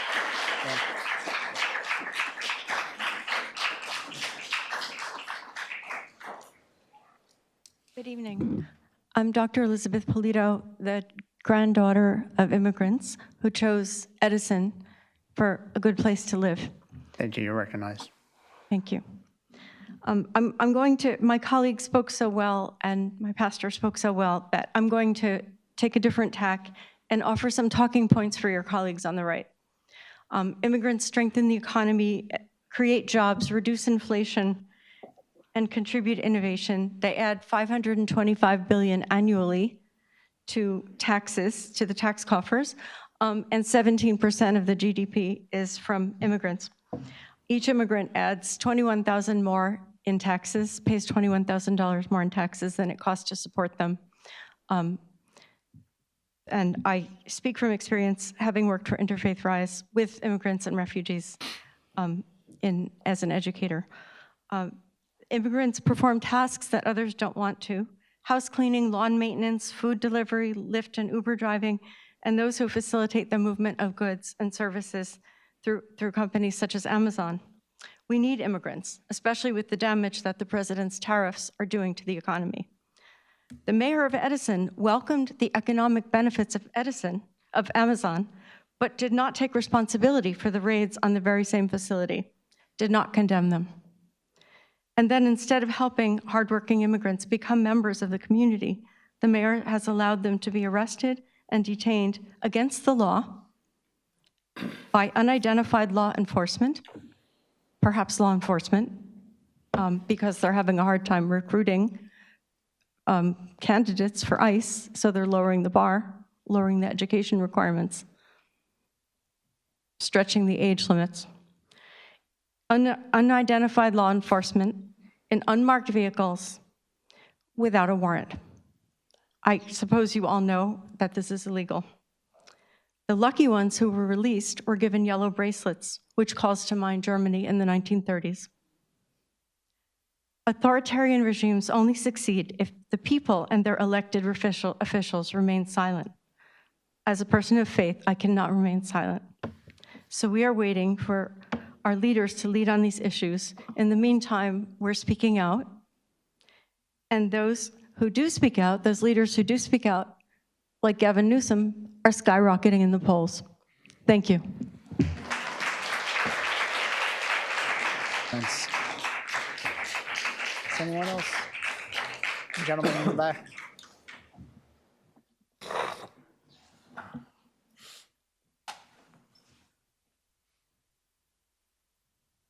Hi, my name is Bruno Oridi. I'm a resident of Highland Park. Thank you. You're recognized. I'm also a psychologist who works for Interfaith Rise and am part of what is known as the Refugee Health Promotion Team. And I just want to say what might be obvious to everyone is that the majority of people, the overwhelming majority of people who are now being deported or threatened or being deported, followed all the rules. They came here totally legally. They were vetted and are now having those, the deal that said, come from a place where there is war, come from a place where there is imminent threat of violence to you for a whole host of reasons. Now they're being told they have to go back. That's the reality. And this isn't about criminals. There are plenty of laws about criminals, and they should be followed. These are not criminals, but they are made criminals by the whim of government. I want to say that to all of us that who don't understand yet, but we really are facing a threat to our democracy. And if you want to catch up on that or get ahead of the curve on it, just read Benito Mussolini.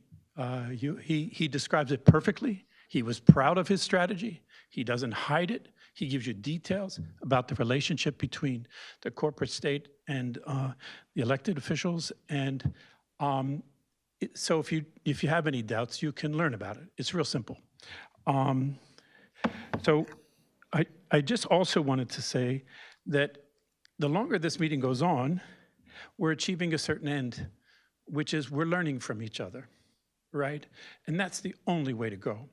Reverend Capperdale said earlier many things, and of course, I agree with all of them. But one of the things I wanted to re-emphasize was that you can call together commissions, form partnership with your community, and have a series of learning experiences to learn about all these issues and the laws and the history, et cetera, whatever is relevant, because we have to catch up, because they're way ahead of us.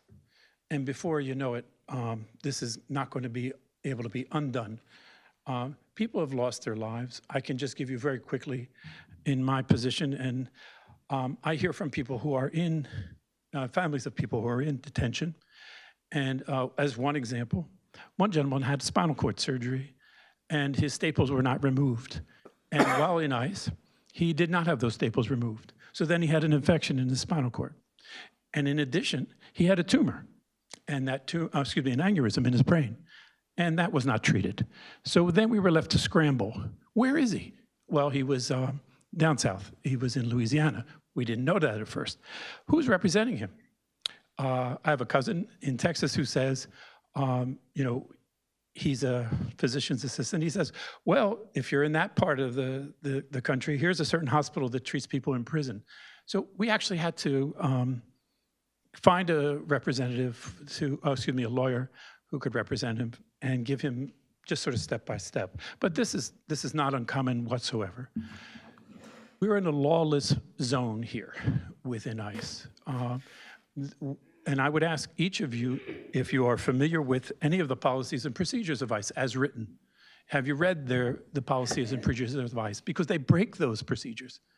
right? Not to mention they're probably founded upon things that are unconstitutional in certain instances. But in fact, if you follow their own rules, they break it constantly.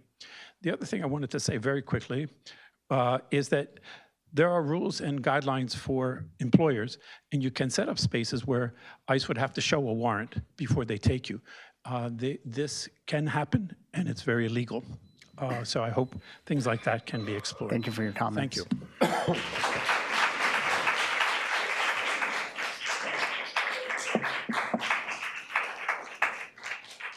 I'm going to be stepping aside for a minute, so I'm going to ask Councilman Patil to.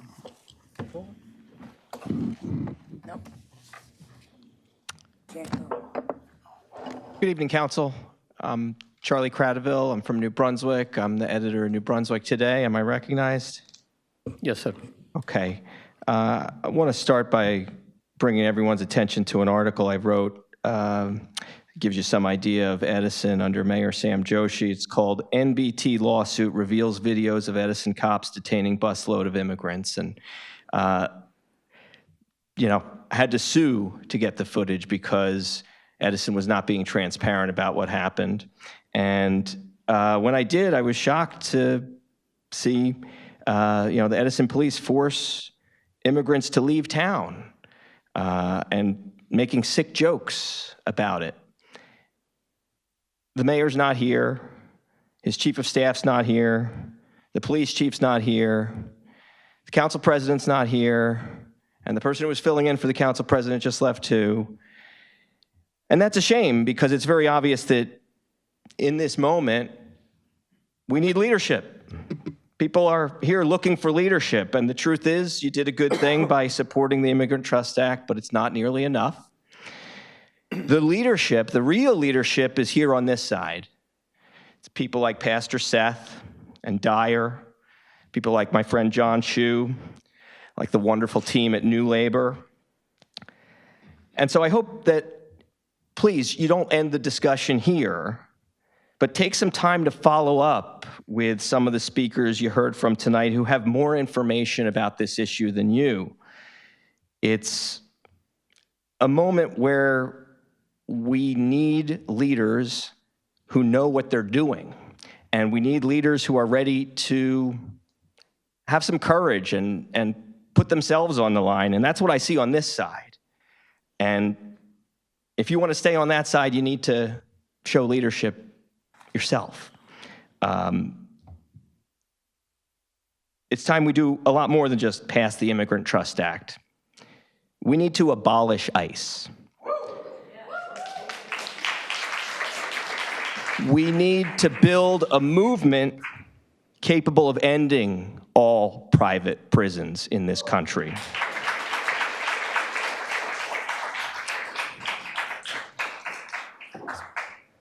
And at a bare minimum, we need all of you to get your own police force under control and speak out when they violate people's rights. So I would like to hear from the council about that New Year's Eve, New Year's Day incident where Edison police violated the rights of a busload of people.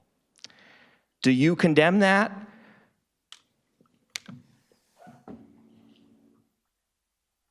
Anyone?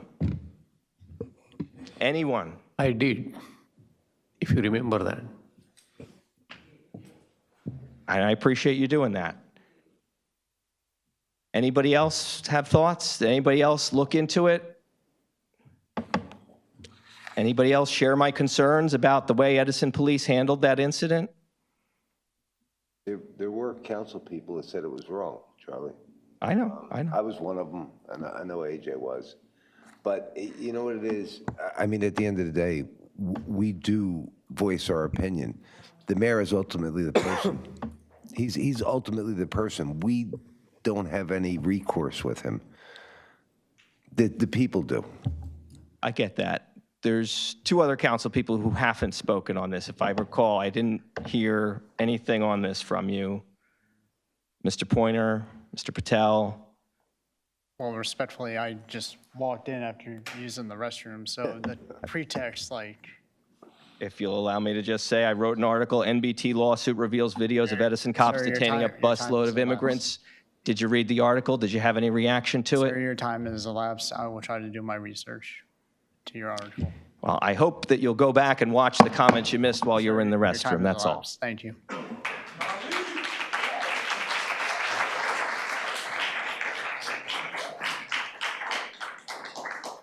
Any other speakers? Ma'am?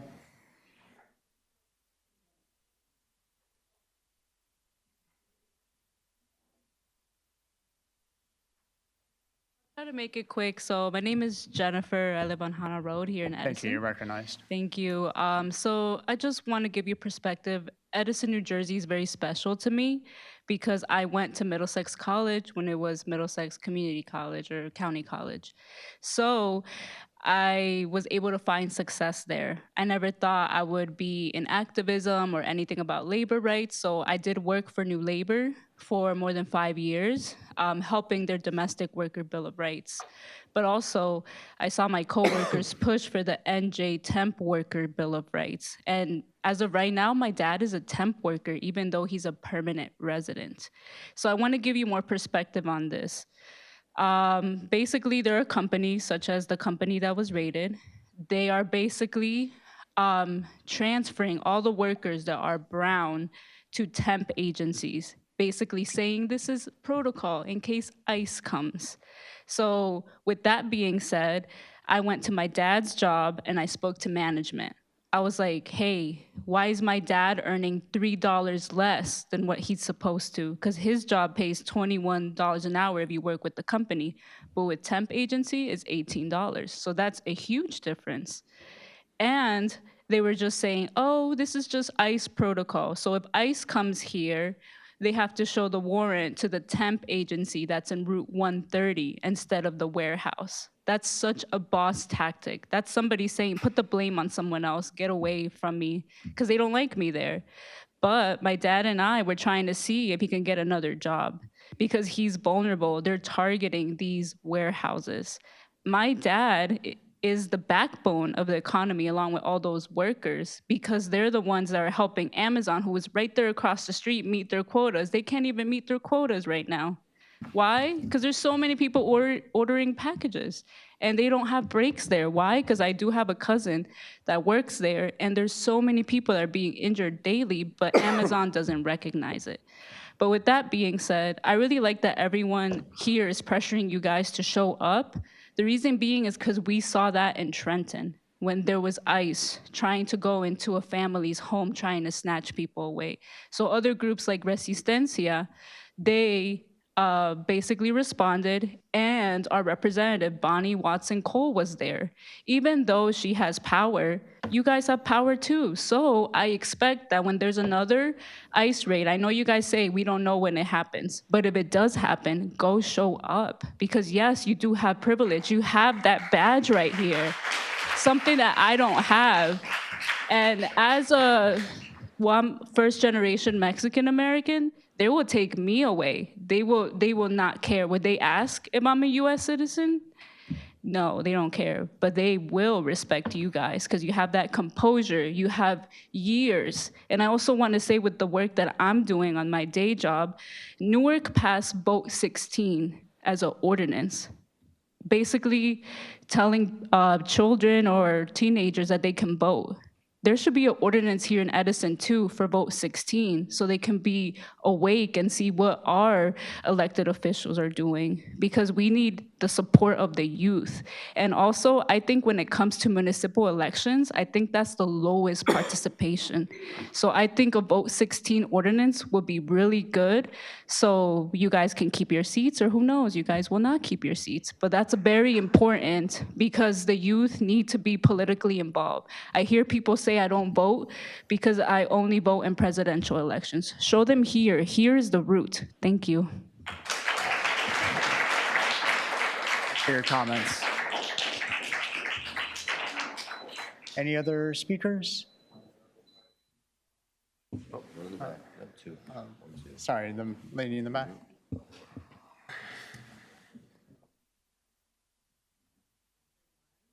Hear me?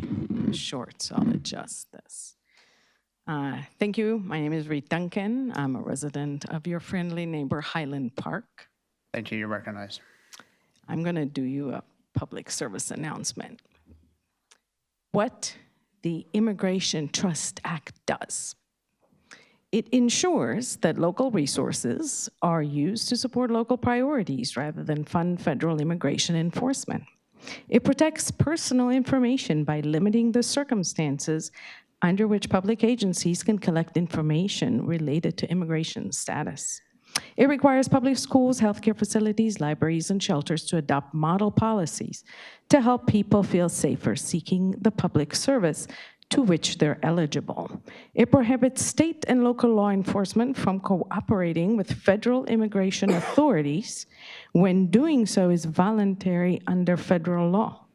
It eliminates carve-outs in the New Jersey Attorney General's Immigrant Trust Directive that deny the same protections to immigrants entangled in the criminal legal system and that disproportionately harm Black and brown New Jerseyans due to racial disparities in policing and prosecution. And it creates a reporting requirement to track compliance with the act. So that's what hopefully you're all supporting, and I hope that you've listened to all my colleagues who have said a lot of really important and heartfelt messages about what this council and other councils like it can do. Thank you. Thank you for your comments. Sir.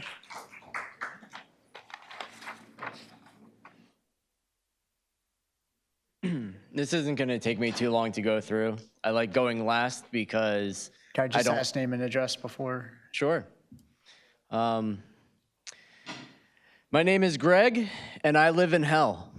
We've elected a rapist into presidency whose concepts are led by a conservative think tank lined with deep pockets, undermining the Constitution, giving power to arbitrary authorities, covering a child trafficking ring.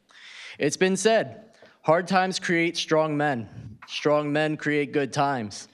Good times create weak men, and weak men create hard times. The weak bastard masquerading as someone special doesn't give a damn for anyone who doesn't kiss the ring. The theocrats in power have found their golden calf.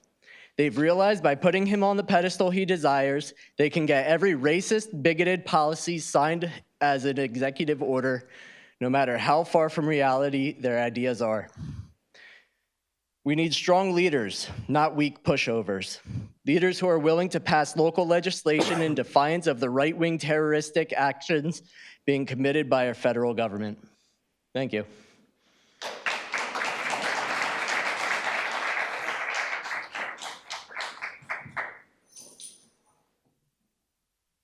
Hi, good evening, council members. My name is Alejandro Jaramillo, and I am from Rahway, New Jersey, and I am a volunteer with the Cosecha movement that fights for dignity and respect for immigrants. Thank you. You're recognized. So we are here because we want to denounce the complicity of the mayor with ICE. That is not acceptable, and also we hope that you use your power to bring him to task and to bring him to his attention. You have a lot of power, believe it or not. Councilman Richards and some others say that you have limited power, but we understand. We also have limited power, but we are here, and it's finding the way to exercise that power. And also, I just want to make a comment that I kept hearing when different people talk about immigrants and their status, that they always bring this term of the criminality, right? That if you don't have a criminal record, blah, blah, blah, blah, blah, blah. And when you use that term, you are double victimizing hardworking immigrants. You should not use that term whenever you say, oh, if you haven't committed any crime. When do you tell any US citizen, oh, you can go and vote, but if you don't have a criminal record, blah, blah, blah, right? So take that out of your language. And with regards to Councilman Richard, it seems that you are sensitive with the term white privilege, right? And I'm gonna give you my perspective. I am white, and I am white privilege, but I use my privilege to fight for justice, right? I use that privilege to empower my community to do good things right? So use your privilege for the good, right? And maybe about the history of the Italians that came and all that, maybe you should also read some of the history about the intervention of the US in all Latin America, right? That when it invaded Nicaragua in 1920s, then it created a coup and intervened in Guatemala, right, where there was a democratic elected president, right? And all these policies that have generated waves of people that were forced to immigrate to the US, not because they want to be in the US, but it's because they were in so desperate conditions due to economics, due to dictators, due to wars, right? And that's why they immigrated, and they are here providing value to this society. Immigrants pay tax, undocumented immigrants. I don't remember the exact number, but they pay about like 20 or 12 billion dollars in taxes for benefits that they don't get. You know, undocumented immigrants don't collect Medicaid, don't collect Social Security, they don't have any of those rights. However, they pay taxes. So they are subsidizing a lot of the benefits that the US and permanent residents receive, right? So what I want to end is telling you is that you have power, and you have to have the courage, you know, to challenge the status quo and to stand in the right side of history and to fight for justice. And what is happening now is very unjust. And the only criminal that we should be thinking is the convicted felon that is in the White House. And we should fight him really hard.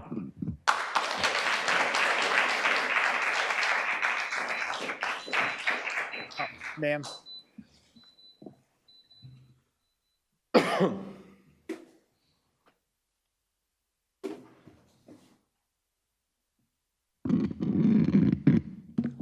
Is this low enough? Okay.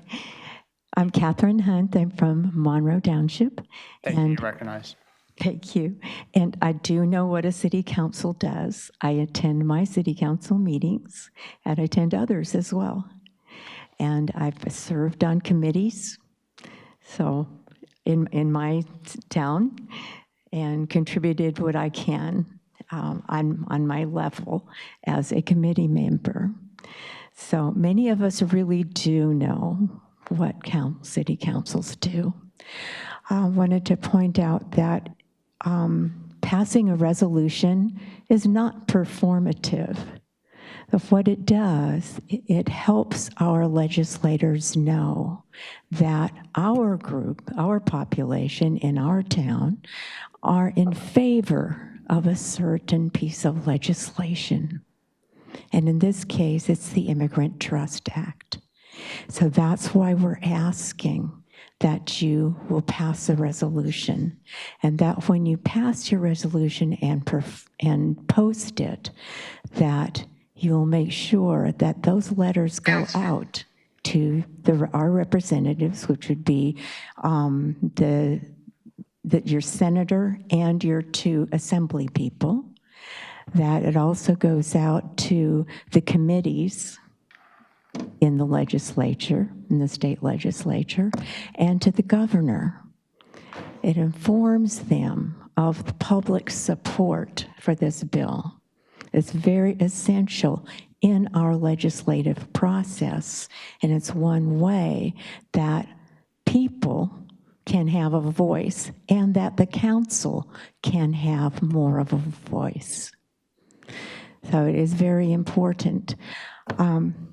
And I wanted to remind you that when ICE comes, so far they have never respected the Fourth Amendment. I don't know if anybody here has taken a pledge to support the Constitution of the United States, but in the Fourth Amendment, it lays out who can come and take a person or a person's possessions, and what that protocol is. that the person who comes to make an arrest or to enter a home, that person has to have a warrant signed by a judge. The judge looks over the evidence and decides whether there is probable cause. And if they so decide, then they will sign, the judge will sign the warrant. But ICE never has a judicial warrant. They really don't go after criminals at all. They simply go after working people and tear the families apart and discourage our businesses and interrupt their business days. It's important that you raise your voice and say, no, we shouldn't have masked people who are unidentified and don't have judicial warrants come in and just grab people, smash car windows, pound on people's door windows, and demand they come out of their homes or demand that they come out of their cars. This is not what our Constitution says, and we should uphold our Constitution. If we don't fight for it, we're not going to have it. And right now, we don't have it because this is what's going on today in our country. And somehow, we're the only ones fighting for it. You know, we're the only ones trying to defend our Constitution. We need you to defend it as well and stand up for our Constitution. And I might remind you of a poem. First, they came for the Name Your Vulnerable group, but I was not a member of that group, the so I didn't stand up. Time's elapsed, ma'am. Okay, thank you, but I'd like to encourage you to get out there and fight for our vulnerable groups, or ICE will be on your doorstep. Ma'am, thank you.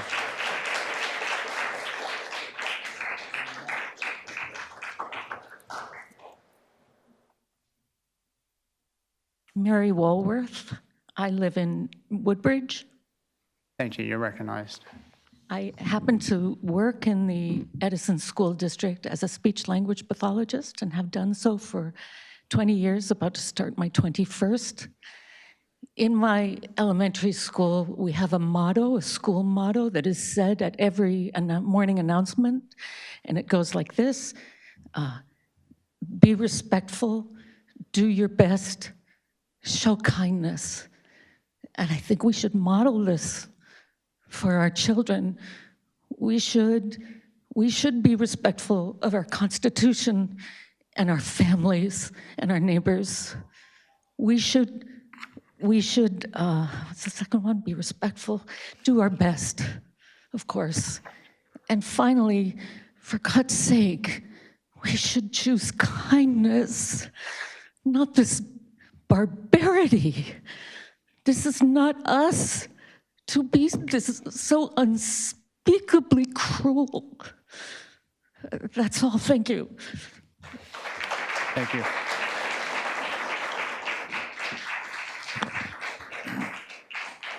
Anyone else that would wish to speak? Seeing none, can I get a motion to portion, Councilman? Motion to close. Motion to close the public by portion. Councilman Coyle, Second. Councilman Patel. All in favor? Aye. Aye. Any opposed? Public comment is now closed.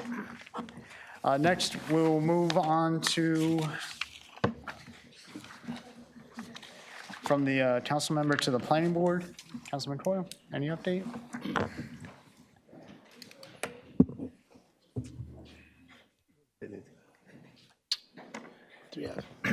If you can just skip me for a moment, I have to just look at my notes. I'm sorry. No worries. At this time, we'll move on to reports from all council committees. I'll start from my right. Councilman Brusher. None at this time, sir. Thank you. Councilman Coyle, any other committee reports you would like to do? None at this time, sir. Thank you. Councilman Patel. None at this time, thank you. Thank you. Councilman Patil? None at this time. Likewise, none on my end. Council President, Yes, Councilman I Coyle. could go over the planning board right now. I may take 7 or 12 minutes. Is that okay? Just kidding. I am proud to say that the planning board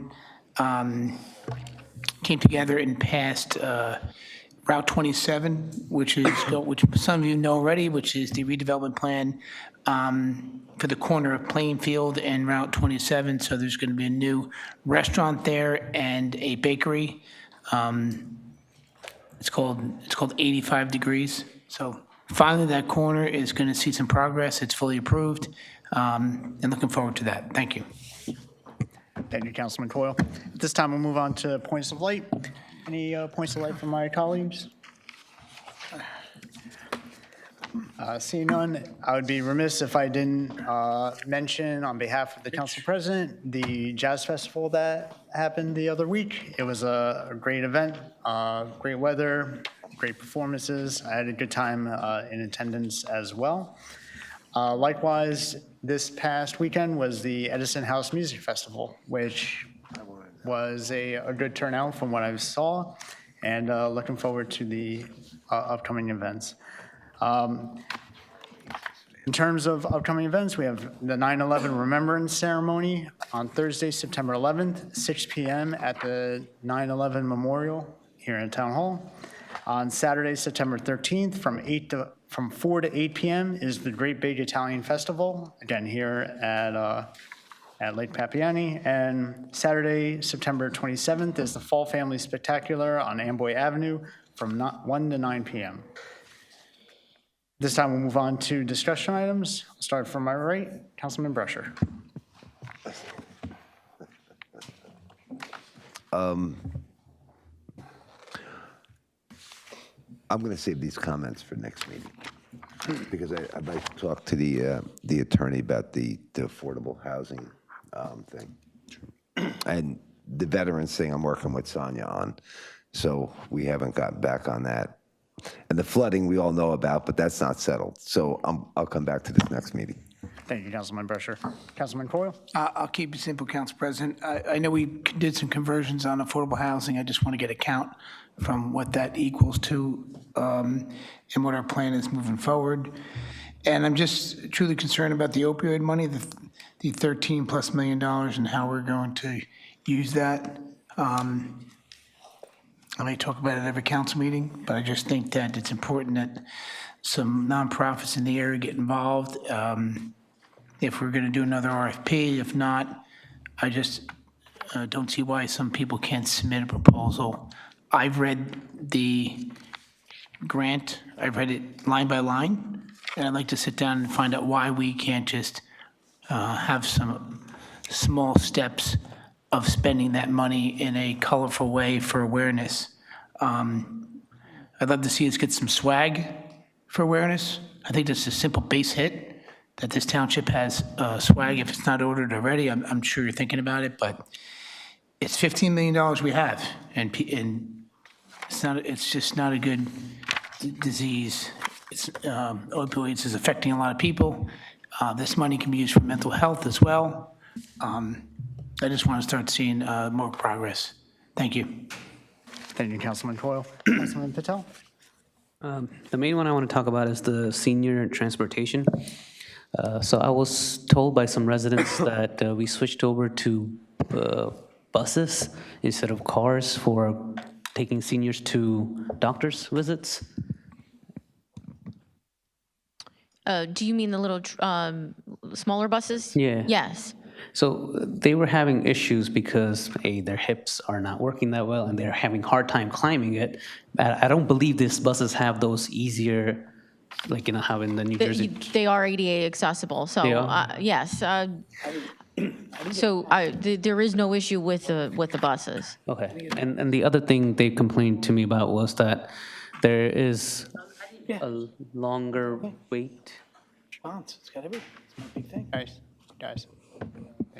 There is a longer wait. When they go to the doctor's office before, they used to pick them up near the office. Now they have to wait out on the street, and I mean, right now it's okay, the weather seems to be okay, but they are worried that in the wintertime, if they have to wait for an hour out in the cold, because the buses don't go into a specific areas, which the old cars used to, from what I understand. I'm not sure where the disconnect is in the communication, but there was some changes that they're not appreciative of. Is that something we can correct? I'll be forthcoming with you. Some of the issues were that the drivers were used to driving a one-person vehicle and taking one person to an appointment.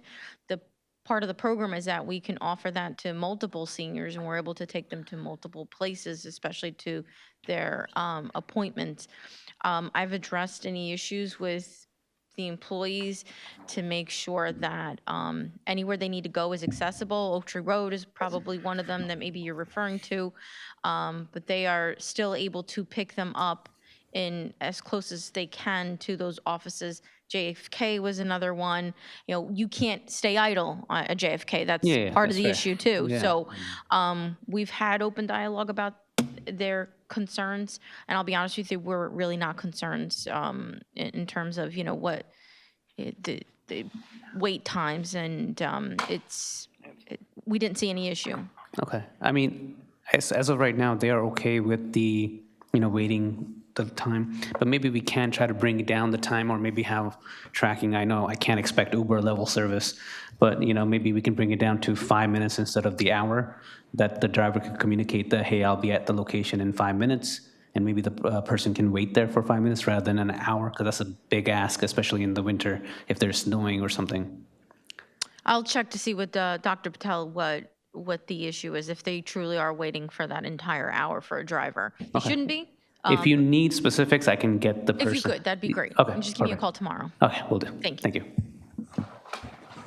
Thank you, Councilman Patel. Councilman Patil. Thank you, Council President. Sanya, these are the repeat items from the prior meeting. So by next council meeting, if you can please provide me the updates. If there are anything that happened, like Comcast road damages, we heard that you said, you know, the individuals can directly call you. But as the Comcast is expanding their footprint throughout the town, I think it's a high time to create probably some 1-800 number to report. We did that in past for the potholes, but again, an idea to communicate that could be a hotline. Utilities, and again, this is on the, especially on the Grove Avenue, there are several sections, they're still not, like the patch are settled, and they are kind of, it's a reverse speed hump. So not a good thing for the residents. So if you can please reach out to those utilities and see if they can repatch again. The rest of the things, you know, if you can send me an email about the status on the different projects, Grove Street, next Calvert Grove, the next steps. The important thing was the Brower Street paving. I was told, I think several months ago, that this summer this will be done. I don't know if this moved, something happened here. Council President. I can actually give you a little update on the Brow Avenue. There was the subdivision that happened with the American Legion there. One of the conditions of approval was that they were supposed to repave the entire street. Brian had a correspondence with myself, and Sonia was CC'd on it, that they are working to get that bond money freed up and aiming, not guaranteeing, but with the upcoming paving that's going to happen, have it be added onto that, utilizing those bond funds to finance the paving. Thank you, Council President. The work was supposed to be done before school starts, so I'll follow up. They've got this week essentially to do it. In fairness, you can kind of blame me because it was on the road repaving list. Then we had the subdivision. I was like, why pave it when they're going to pay for it? Yeah, We sorry. saved some dollars. Any other items? That's it. Thank you, Councilman Patil. And for myself, just because it was asked and it was advised before, for anyone that is used to Edison TV being on channel 15, that is now channel 1300. Again, Edison was not notified of it and is not under the township's purview as to the channel selection. Thank you. At this time, can I get a motion to adjourn? Motion to adjourn. Second. Motion by Councilman Patil, second by Councilman Patel. All in favor? Aye. This meeting stands adjourned at 9:45 PM.